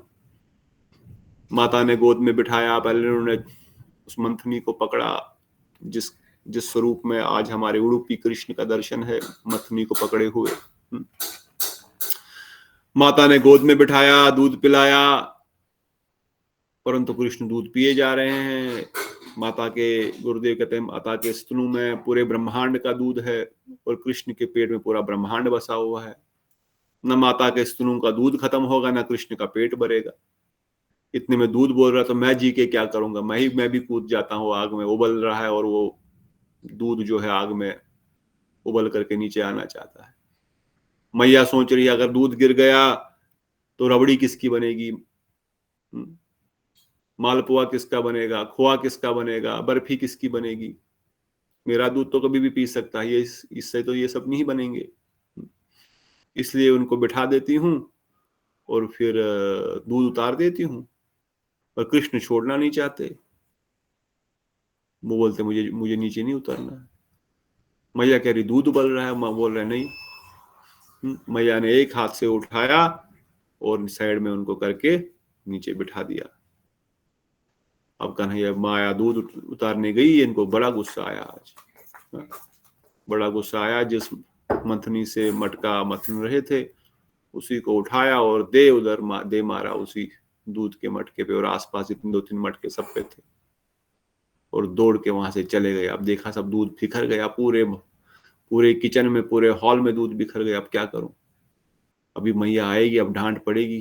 गुस्से में तो मार दिया, गुस्से में मार तो दिया, परंतु अब जब मैया पकड़ेगी तो तब हालत खराब हो जाएगी। इसलिए जब भागे, देखा अब तो मक्खन खा के ही भागता हूँ, बंदरों को भी खिलाया, खुद भी खाया, और देखी मैया क्या हो गया, सब दूध कहाँ, मक्खन कहाँ, सब जगह फैल गया है। और देख रहे छोटे छोटे कृष्ण के चरण चिन्ह, और उनके पीछे पीछे भाग रही है, कहाँ है, देख रहा है यहाँ पर, देख रहे सारे बंदर को खिला रहा है। अरे ये तो बहुत बदमाश हो गए, तो यह मटका तोड़ा, ऊपर से ऊपर चढ़ के मक्खन खा रहा, ऊपर से बंदरों को खिला रहा है, और फिर छड़ी लेकर के उनके पीछे पड़ी। तो इस प्रकार से ये दामोदर लीला हुई। कहते गुरुदेव इसी महीने में जो है ये सुंदर लीला होती है। इसी महीने में कुछ साल बाद जब कृष्ण पौगण अवस्था को प्राप्त होते हैं, 5 की अवस्था, जब कृष्ण 5 साल की अवस्था के होते हैं उसको बोलते हैं पौगण। जो कृष्ण 10 के ऊपर हो जाते हैं उसको बोलते हैं किशोर। 11 कहते हैं इस प्रकार से 5 साल की उम्र में उन्होंने फिर बछड़ों को चराना प्रारंभ किया। जाओ गोचारण करने के लिए, बाबा मुझे गोचारण कराना है। वो भी इसी कार्तिक मास में ऊर्जा व्रत में हुआ। जो रासलीला, पहली रासलीला हुई वासंती, क्या है, शरदीय रास, वो भी शरद पूर्णिमा के दिन इसी कार्तिक मास में हुई। कार्तिक का प्रारंभ ही शारदीय रास से है ना। तो ये शारदीय रास इसी दिन हुआ। भगवान ने पहली बार वंशी भी कार्तिक मास में ही बजाई है। Krishna began to play flute on this day on Purnima at the beginning of the night and thus rasa was performed। और ये रास कितना लंबा चला, ब्रह्मा जी के एक दिन तक। धरती पर लगा एक ही दिन हो गया, मगर ब्रह्मा जी का एक दिन बीत गया, इतना लंबा रास हुआ। और जब कृष्ण रास मंडल से चले गए, अदृश्य हो गए, किस प्रकार गोपियों ने विरह किया, कृष्ण कहाँ है, कि विरह से ही मिलन की अनुभूति होती, इसलिए विरह मिलन निरंतर इन लीलाओं का समावेश चलता रहता है। वो तुलसी से पूछ रहे हैं कृष्ण कहाँ है। भागवतम इस प्रकार से गोपियों के विरह की वेदना को, विरह के लीला को वर्णन करता है। ये सब विशेष लीलाएं इसी एक दिन में हुई है, इसी शरद पूर्णिमा के दिन, शारदीय रास के दिन हुई। जो नहीं तो इतना सब कैसे होगा, इतनी सारी लीलाएं हो जाएंगी एक ही दिन में। वो चले गए, फिर मिले, फिर चले गए। चतुर्भुज रूप धारण दिखाया पेठा गांव में। एक रात इतनी बड़ी थोड़ी होती है, पर भगवान उस रात को इतनी बड़ी कर देते कि ब्रह्मा जी की रात्रि से भी बड़ी हो जाती है। कहते इसी महीने में उद्धव जी नंदगांव आए थे वृंदावन से। श्याम सुंदर ने द्वारिका से उद्धव जी को नंदगांव इसी चतुर्मास में, कार्तिक मास में भेजा था, ब्रजवासियों को सांत्वना देने के लिए। जैसे कल भी आपने सुना, गोपियों को तो सांत्वना क्या देंगे। पहले बोला था गोपियों को मत बताऊंगा, मैं गोपियों को भी बताऊंगा, कोई बात नहीं। पर गोपियों ने एक ही शब्द बताया, उदो मन नवये 10-20। बोले उद्धव जी बोल रहे हैं आप भगवान है, वो पर ब्रह्म है, उसमें ध्यान लगाओ, उनमें ध्यान करो। हाँ जी, कहां से, किससे ध्यान करेंगे? मन से ध्यान करो। अरे मन तो एक ही है। उदो मन न वयो 10-20, एक था वो श्याम संग गयो। मन तो एक ही है हमारा, वो श्याम सुंदर लेके चले गए। अब ब्रह्म में, पर ब्रह्म में कहां से लगाएंगे उसको, कहां से लाएंगे? दूसरा मन, तीसरा मन है क्या हमारे पास? आपका कहना सही है, ब्रह्म में लगाओ, पर कहां से लाएंगे? मन ही नहीं हमारे पास। वो तो गया शाम के साथ। तो ये उद्धव जी का ये संदेश और उद्धव लीला यहीं पर हुई है। इसी महीने में कंस ने अक्रूर जी को, कृष्ण बलराम को नंदगांव से लाने के लिए भेजा। श्याम सुंदर कृष्ण नंदगांव और ब्रज से मथुरा के लिए कंस को कल्याण करने के लिए, उद्धार करने के लिए आए थे। तो कहते हैं इस प्रकार से बहुत सारी लीलाएं इस महीने दामोदर मास में हुई है। ऊर्जा मास में, ऊर्जा व्रत में, जो कि अभी आएगा 2 महीने में बाद। अभी चतुर्मास का दूसरा महीना राधा अष्टमी के पूर्णिमा को पूर्ण हो जाएगा, फिर तीसरा महीना प्रारंभ हो जाएगा, तीसरे महीने खत्म तो जो कार्तिक शुरू। कौन सी तारीख से? 7 तारीख नहीं, 7 अक्टूबर, 10 अक्टूबर, I don't remember correctly, but it is very soon. शीघ्र ही कार्तिक मास से आने वाला है। इसलिए गुरुदेव वर्णन करते हैं इस महीने को ऊर्जा व्रत क्यों, ऊर्जेश्वरी कौन है? श्रीमती राधा ठकुरानी है। तो कार्तिक मास क्यों नाम है? क्योंकि कीर्तिदास सुंदरी श्रीमती राधा ठकुरानी के नाम से कीर्तिदास सुंदरी श्रीमती राधा रानी है। तो स्वयं श्री कृष्ण राधा रानी द्वारा वशीभूत रहते, कंट्रोल्ड रहते हैं, इसलिए उनका नाम पड़ गया दामोदर कृष्ण, जो कि राधा रानी द्वारा उनके प्रेम रूपी धाम में, धाम मतलब रस्सी में बंधे हुए हैं। इसीलिए इस मास का नाम है राधा दामोदर, दामोदर मास। हम गौड़ीय वैष्णव के लिए विशेष रूप से राधा दामोदर की लीला वैशिष्ट है। गुरुदेव के 2 है दामोदर, एक तो यशोदा दामोदर, एक राधा दामोदर। सत्यव्रत मुनि ने दोनों लीलाओं को अपने अष्टकम में, क्या दामोदर अष्टकम में वर्णन किया। शुरुआत तो यशोदा दामोदर से किया और फिर उसका पूर्ण राधा दामोदर की लीला से किया। शुरुआत के नमामीश्वरम सच्चिदानंद रूपम रसत कुंडलम गोकुले ब्रजमान यशोदा बियोलु खलाधावमानम। यशोदा बियोलु, यशोदा ने जिन कृष्ण को उखल से बांधा, परामिष्टम अत्यंत तो नृत्य गोप्या। और अंत में क्या बोला? नमो राधिकाये तदीये प्रियाय, नमो नंत लीलाय देव्याय। उस दाम को प्रणाम। कौन से दाम को? जो प्रेम रूपी रस्सी ने कृष्ण और राधा रानी को, श्याम सुंदर को राधा रानी से बांध दिया है। तो एक ही अष्टकम में कहां से कहां तक, जब हम पिछली बार पढ़े थे, थोड़ा बहुत आपको याद होगा कैसे क्रम से सत्यव्रत मुनि ने दास्य रस से होते हुए माधुर्य रस तक उस श्लोक, उस अष्टक में बताया है हमको।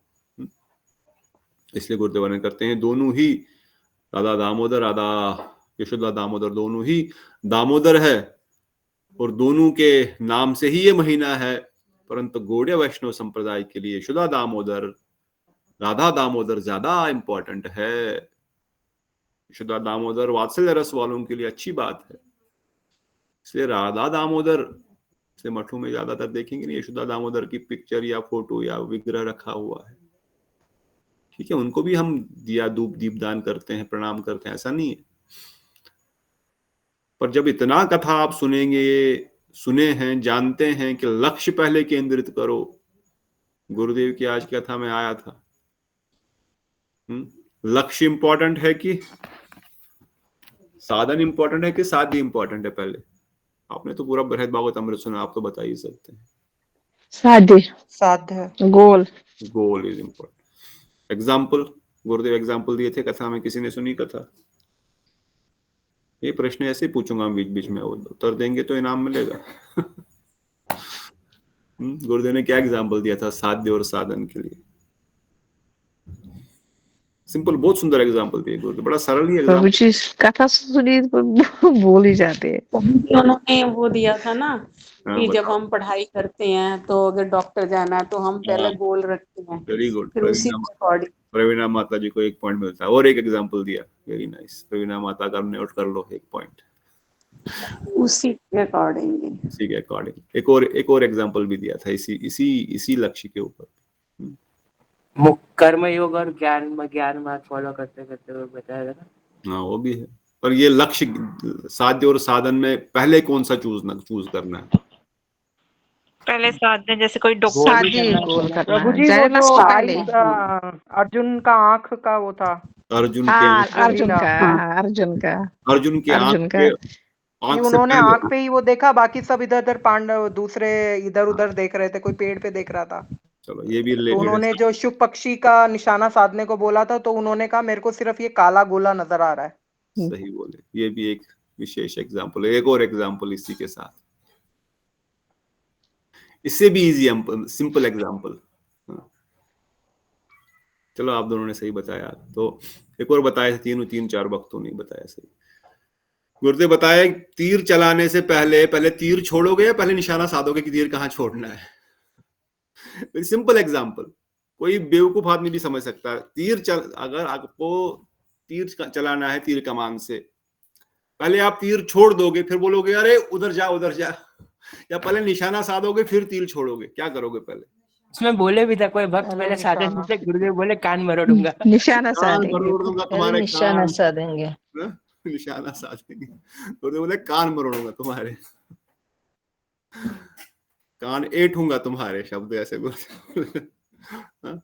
ये तो सिंपल है। अगर मुझे तीर कहीं निशाना किसी लक्ष्य के ऊपर तीर चलाना है, तीर साधना है, तो पहले मैं तीर चला लूंगा, फिर बोलूंगा ये तीर साधन पे लग जाएगा कहीं निशाने पे ऑटोमेटिक। कैसे लगेगा भाई? पहले तीर कहाँ चलाना है, तभी तो फिर गुरुदेव एग्जाम्पल दिए अर्जुन और पांडवों की, और दुर्योधन को पहले बुलाया। वो बोला मुझे पेड़ भी दिख रहा है गुरुदेव, आप भी दिख रहे हो, सब दिख रहा मुझे, ये सब कुछ। बोला तो बैठ जा, तुझे खड़े होने की जरूरत ही नहीं है। तो इसलिए बता रहा हूं, एक पॉइंट यहाँ पर इसलिए ध्यान में आया कि साधन करना तभी सही होगा जब हम साध्य को ठीक से जान पाएंगे। इसलिए राधा दामोदर, यशोदा दामोदर एक ही है तो दामोदर ही, परंतु हमारा साध्य कौन है? हमारा साध्य कौन है? राधा दामोदर। तो हमारा साध्य राधा दामोदर है, तो हमारा पूरा दामोदर अष्टकम राधा दामोदर की ओर समर्पित हो। हमारा दीपदान, हमारा प्रणाम, हमारा mood, slowly, not forcefully, but understand the goal से गुरुदेव यहाँ पर वर्णन कर रहे हैं। Radha Damodar is more prominent. बाकी तो आप सब जानते हैं, इतना सब आपने बृहद भागवत अमृत सब पढ़ा, पहले सुना माधुर्य कदम्बनी भी। परंतु हर चीज पर गुरुदेव किस प्रकार से साध्य और साध्य राधा दामोदर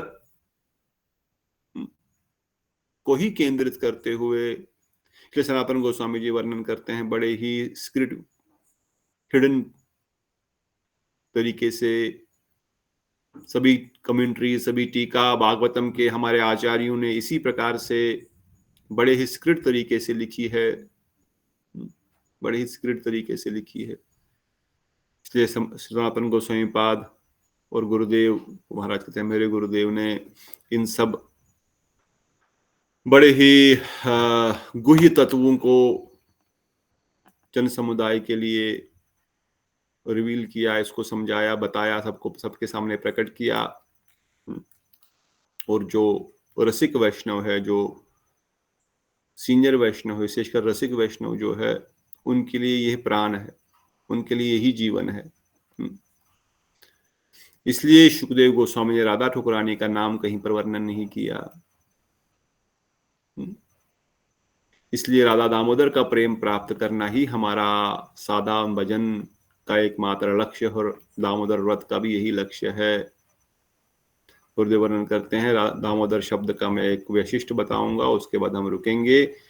इस कार्तिक मंथ में इसको कृतिका भी कहते हैं, कार्तिक मतलब कृतिका मास भी कहते हैं, अर्थात श्रीमती राधा रानी इस इष्ट देवी, इसकी अधिष्ठाता देवी राधा ठाकुरानी है, प्रोडोमिनेटिंग डीटी, वर्शिपेबल डीटी, जो इस महीने की, जो हर महीने का एक डीटी है जिसको हम उस मंथ का अधिष्ठाता मानते हैं, इस महीने की श्रीमती राधा ठाकुरानी है। पुरुषोत्तम कृष्ण स्पेशल डीटी ऑफ पुरुषोत्तम मास, जब पुरुषोत्तम मास आता है तब पुरुषोत्तम उसका वैशिष्ट, उसका उनका विशेष डीटी है। जब श्रीमती राधिका इस कार्तिक मास की प्रिजाइडिंग डीटी है, therefore it is called Damodar, Radha Damodar Leela and Yashoda Damodar Leela were both performed in this month, and Sri Krishna became controlled by their heart. Even Narad, Uddhav, Brahma, Shankar cannot control Krishna. He performed Leelas in order to show them that he may be controlled by Yashoda, Maya and Brajavasis and Gopis. इसलिए गुरुदेव वर्णन करते हैं कि कृष्ण दिखा रहे हैं कि कौन मुझे कंट्रोल कर सकता है। नारद जी जैसे महान ऋषि मुनि या सुखदेव गोस्वामी जैसे महान योगी, ध्यानी, ज्ञानी नहीं, केवल प्रेम के द्वारा मुझे जो है कंट्रोल बांधा जा सकता है। इति दृक्सौलीला विरानंद कुंडे सगोष्ठम निमाख्यान आख्यान पयंतम तदीयेष तद्गेषु भक्तैज तत्वम पुनः प्रेमतस्ति शतावृति वंदे।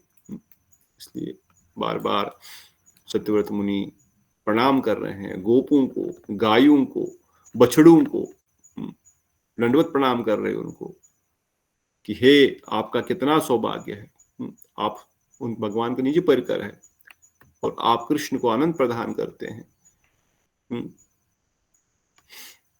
इस प्रकार से दामोदर अष्टकम का भी गुरुदेव इस दूसरी कथा में वर्णन कर रहे हैं। और वैशिष्ट क्या है दामोदर लीला का, थोड़ा सा हम कल और इसको सुनेंगे और फिर आगे बढ़ेंगे। आज हमने रिवीजन में ज्यादा लगाया, इसका ज्यादा कोई रिवीजन की आवश्यकता नहीं है। ये लीला आपने कई बार मठ में, मंदिर में सुनी है, दामोदर लीला। खाली इंपॉर्टेंट पॉइंट इसमें से जो है कि इस प्रकार से राधा दामोदर ही हमारे एकमात्र आराध्य है और गुरुवर्गु ने जो हमको प्रदान किया है इस भक्ति रस को, हमारे गुरुवर्ग दया कृपा करके करते बद्ध जीवों के अधिकार अनुसार या उनको कैसे वो समझ आए और किसको क्या देना है, कब देना है, उसके अनुसार उनको प्रदान करते हैं।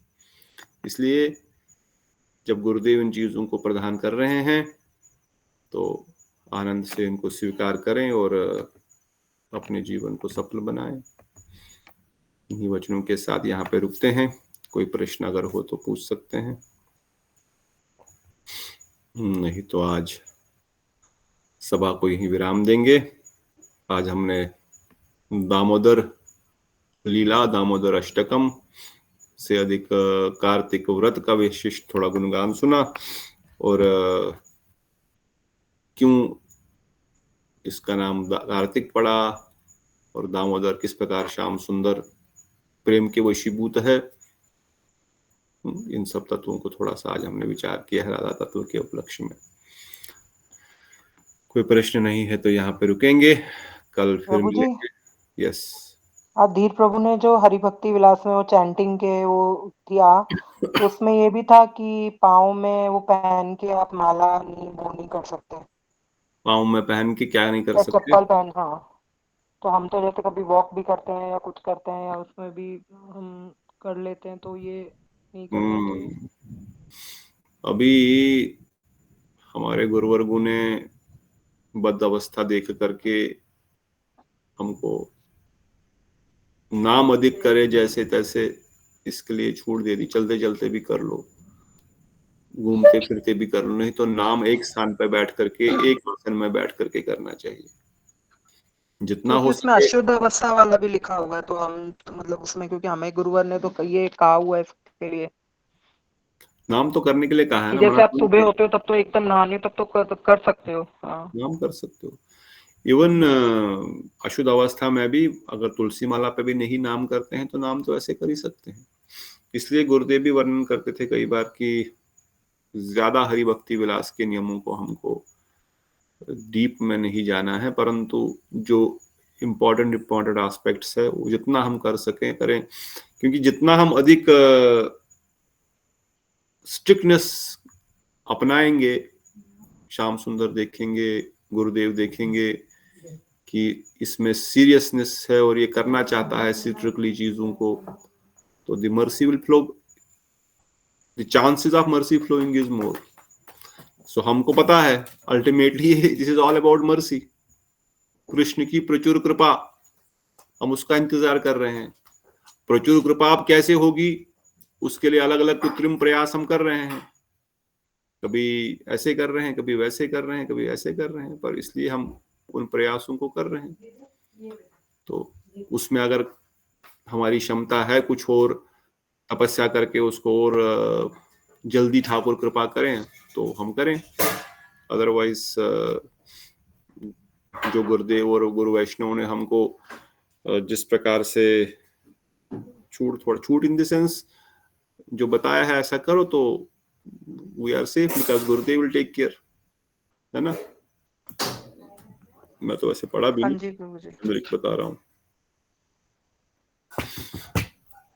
ठीक है, अगर वो तो जो धीर प्रभु ने लिखा था उसमें तो जहाँ पर ये लिखा है कि अगर हम माला को उस टाइम यूज नहीं करते, क्योंकि ब्रज में हम जाते हैं तो परिक्रमा टाइम हमेशा अपने गले में माला रखते हैं, तो वो अगर हम यूज नहीं कर रहे तो माला को किसी को दिखाना भी नहीं चाहिए, ये भी लिखा हुआ है। माला तो बैग के अंदर ही है, कहाँ दिख रही है। ना गुरु वर्गों के सामने भी अपनी माला शो करनी नहीं चाहिए कि ऐसे दिखाने के लिए कि हम माला कर रहे हैं, हम बहुत तपस्वी वगैरह है, ऐसा वो नहीं तो शो नियम है करना। वैसे भी, देखो अगर सीनियर वैष्णव हो सामने और हम वो कथा कर रहे हैं या कुछ डिस्कशन कर रहे हैं और हम हरे कृष्ण हरे कृष्ण कृष्ण कृष्ण, ये तो एक प्रकार से उनका अपमान भी है, ये तो वैसे भी नियम है। आपका गुरु भाई है या कोई सेम लेवल का व्यक्ति के सामने आप नाम कर रहे हैं फिर भी ठीक है, पर उस समय भी हमेशा माला को चुन्नी के ऐसे ढक करके ताकि सामने वाले को पता ना लगे। ऐसा नहीं कि भाई हम कुछ छुपा रहे हैं, we are giving respect that you, आप कथा बोल रहे हैं या आप कोई बात कर रहे हैं किसी व्यक्ति से, मैं आपके सामने बैठा हूं तो मैं भी सुन रहा हूं, मैं भी आपके ही एक वैष्णव आए हुए हैं या एक वैष्णव सामने हैं तो मैं भी आपके इस प्रेजेंस की वैल्यू कर रहा हूं, नहीं तो मैं अपनी माला कर रहा हूं, तुम बैठे हो, तुम जो बोल रहे हो किसको बोल रहे हो मुझे क्या फर्क पड़ रहा है। So that is in one sense an insult to a Vaishnava. इसलिए गुरुदेव भी वर्णन करते हैं जब सीनियर वैष्णव कथा बोल रहे होंगे उस समय माला वाला नहीं करनी चाहिए, माला वाला उस समय निकाल के बस कथा पे ध्यान रखना चाहिए। इसलिए गुरुदेव का शॉर्ट वीडियो भी आते हैं ना, जो कथा नहीं सुनेगा उसका नाम वाम भी सब छूट जाएगा।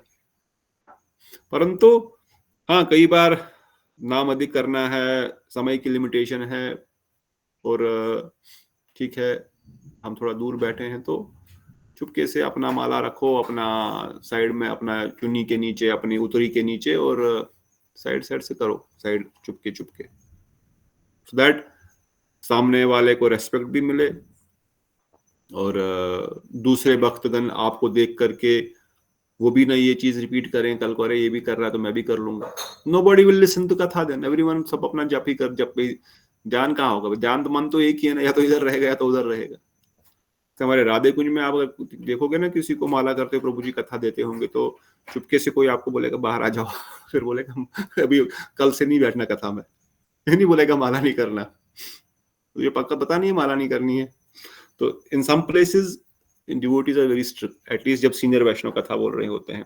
इवन मुनि महाराज जी भी बोल रहे थे एक बार, वहाँ गुरुदेव की कथा हो रही थी तो उन्होंने बोला कि जब सीनियर वैष्णव कथा कर रहे हैं तो आप माला नहीं करना, ऐसे बोले थे गुरुदेव कथा कर रहे हैं, सीनियर वैष्णव भारती महाराज जी आए हैं कथा, मतलब जो भी सीनियर वैष्णव आया है कथा कर रहे हैं तो माला करने के लिए मैं देखा हूँ कई बार, अभी तो चलो कम हो गए, कुछ वक्त आते थे मठ में, बस मठ में माला ही कर रहे हैं, घूम रहे हैं मठ के आसपास, इधर उधर घूम रहे हैं, यहाँ कथा चल रही है, कीर्तन चल रहा है, वो माला ही कर रहे हैं। अरे माला ही करे तो घर में ही बैठे करो ना, फिर इतना दूर क्यों आ रहे हो, 2-5 घंटा खराब करके, अपना पेट्रोल खराब करके, पैसा खराब करके, इतने दूर दूर से 2-2, 5-5 घंटे की ट्रेवल, 3-2 घंटे ट्रेवल करके, क्योंकि बेंगलोर में ट्रैफिक इतना रहता है, वो 2 घंटे तुम्हारी और 16 माला हो जाती है वहां पर बैठ के। मठ मंदिर आए हैं तो कथा सुनो, कीर्तन सुनो, सेवा करो, सम्यक रूपे ने कीर्तन करो। तुमको इंडिपेंडेंट अकेले अकेले माला ही करनी है तो घर में ही बैठे थे ना। इसलिए गुरु वैष्णव के सामने एक रेस्पेक्ट भी है, और दूसरा हमारे को जो सत्संग का जो असली लाभ है, सम्यक रूपे में मिलकर के कीर्तन करने का, मिलकर के कथा सुनने का, मिलकर के सेवा करने का, मिलकर के प्रसाद पाने का, वो मौका छूट जाता है। पर लिमिटेड टाइम है, कुछ नहीं कर सकते हैं, तो फिर रेस्पेक्ट भी बना रहे, मेरा नाम भी हो जाए, और किसी को दूसरा व्यक्ति कोई गलत भी न सोचे, अपना छुपा करके माला कर सो चुपके चुपके, ठीक है। तो लिखा था जो मैंने नहीं पढ़ा, इम्पोर्टेंट हो ऐसे पढ़ लूंगा मैं, अगर कुछ ऐसा। बहुत कुछ रूल्स लिखे हुए हैं जो हम नहीं करते अप्लाई। अच्छा, तो बहुत सारे प्रभु जी, फिर इतना महाराज ने लंबा बोला है था वो मैसेज। एक बार मुनि महाराज ने फिर एकादशी का भी हरि भक्ति विलास के साथ देखेंगे तो 3 दिन का करने का है, लेकिन लोग नहीं करते, इसलिए जो बस मतलब पता होना चाहिए, इसलिए मैं डाला। कहाँ पर डाला? गौड़िया मठ में या दिल्ली कथा में? नहीं, मुझे गौड़िया। आपने डाल के कंफ्यूज कर दिया। नहीं, वो बहुत सा देखो, फिर एकादशी का भी नियम है 3 दिन करना है, फिर दशमी और नहीं, वो हमारे गुरुजी ने मना किया हरि भक्ति विलास को। वही कह रहा, हमेशा जानकारी रखनी चाहिए। जानकारी के लिए भेजा है, पालन करने के लिए नहीं भेजा है। कभी हमने अपने डाउट पालन करो, अपने गुरु जो बोलते हैं वैसे पालन करना। वैसे गुरुदेव मैं बताऊं, गुरुदेव ने मुझे, मैं पता नहीं किसी से एक बार बात तो कर रहा था, कोई तो मुझे बोला गुरुदेव ने, हाँ शायद पता नहीं कोई तो बोला, वृंदावन में कोई बोले गुरुदेव बोला हरि भक्ति विलास नहीं है हमारे लिए। हम विषय क्यों नहीं है? एक तो नियम भी बहुत कठिन है, दूसरा अब बोलेंगे राग मार्ग भक्ति, क्या सनातन गोस्वामी ने राग मार्ग भक्तियों के लिए हरि भक्ति विलास नहीं लिखा? क्या भक्ति रसायन सिंधु में राग मार्ग और वैदिक भक्ति दोनों नहीं है ना? What you follow is up to you, और पता हो और जो कर सकें उसको करना है। छोटा मोटा जो है, जो सिंपल है, जो किया जा सकता है करें, जो नहीं किया जा सकता है उसको गुरु ठाकुर जी आप ही दयालु हो, ये हमसे ना हो पाएगा, आप कृपा करो। 3 दिन व्रत करना, 1 दिन व्रत करने से हालत खराब हो जाती है। आज प्रभु किए थे तो बोले मैं 8 दिन से बीमार हूँ, 6 दिन तो व्रत किया उन्होंने, क्या हालत हो जाएगी 6 दिन। बीच में ये आ गया, बलराम जयंती आ गई, फिर थोड़े दिनों बाद अभी कृष्ण अष्टमी आ गई, फिर अभी एकादशी आ गई। आदमी ऐसा करेगा तो अभी कभी टपक ही जाएगा, वो भरोसा थोड़ी है कोई। अगर भजन परिपक्व हो गया, टपक गया तो कोई टेंशन नहीं है, अपरिपक्व अवस्था भजन टपक गया तो फिर मुश्किल है, बीच में लटक जाएंगे। इसलिए अपने क्षमता अनुसार करना पड़ेगा।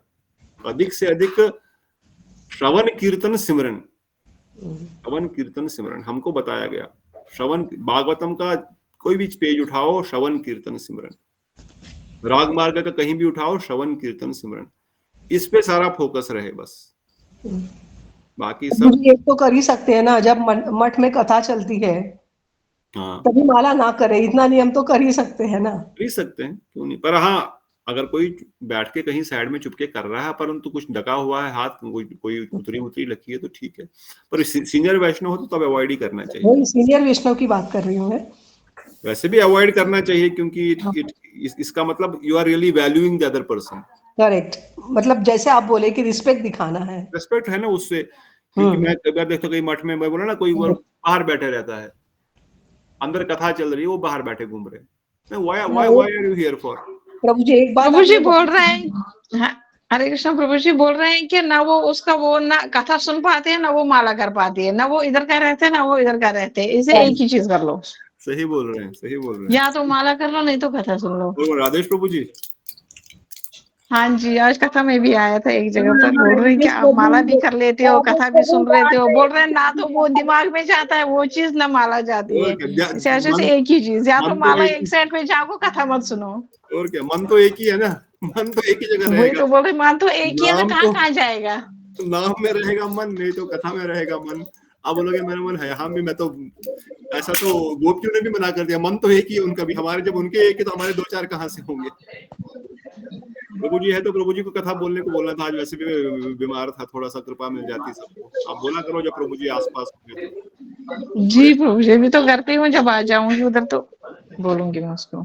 जब प्रभु जी होंगे कभी तो, हाँ मतलब जब कभी प्रभु जी होंगे आसपास में तो कथा के टाइम तो हमको बता दिया करो, प्रभु जी से बोला करेंगे कुछ सुनाया करें। जी जी प्रभु जी। अल्टीमेटली वी शुड अवॉइड, या नाम करो या कथा करो। मैं मतलब नहीं बोल रहा ना, अजीब है कि लोग मठ में भी आकर के नाम, अरे मठ में आए तो अभी जब ठीक है, जब कुछ नहीं हो रहा है फ्री है तो करो, जब अवश्य करो नाम। ठाकुर जी के सामने नाम जप करने का अधिक फायदा होगा, अधिक लाभ होगा, नो डाउट। ठाकुर जी के सामने, विग्रह जी के सामने, भगवान के गुरुवर्गों के सामने बैठ करके नाम जप करने का लाभ अधिक होगा, परंतु सम्यक रूपेण कीर्तन का अधिक वैशिष्ट बताया गया है। तो इस प्रकार से इन नियमों का पालन करने का प्रयास करें। ठीक है, और कोई प्रश्न before we conclude? Okay, then बोलो श्री राधा गोविंद देव की जय, श्री ललित शाखा जी की जय, सचिनंदन गौरी की जय, पंचतत्व ठाकुर की जय, अनंत अनंत कोटि वृंद की जय, श्री प्रभुपाद की जय, श्री गुरु महाराज की जय। जय गौर प्रेमानंदे, हरि हरि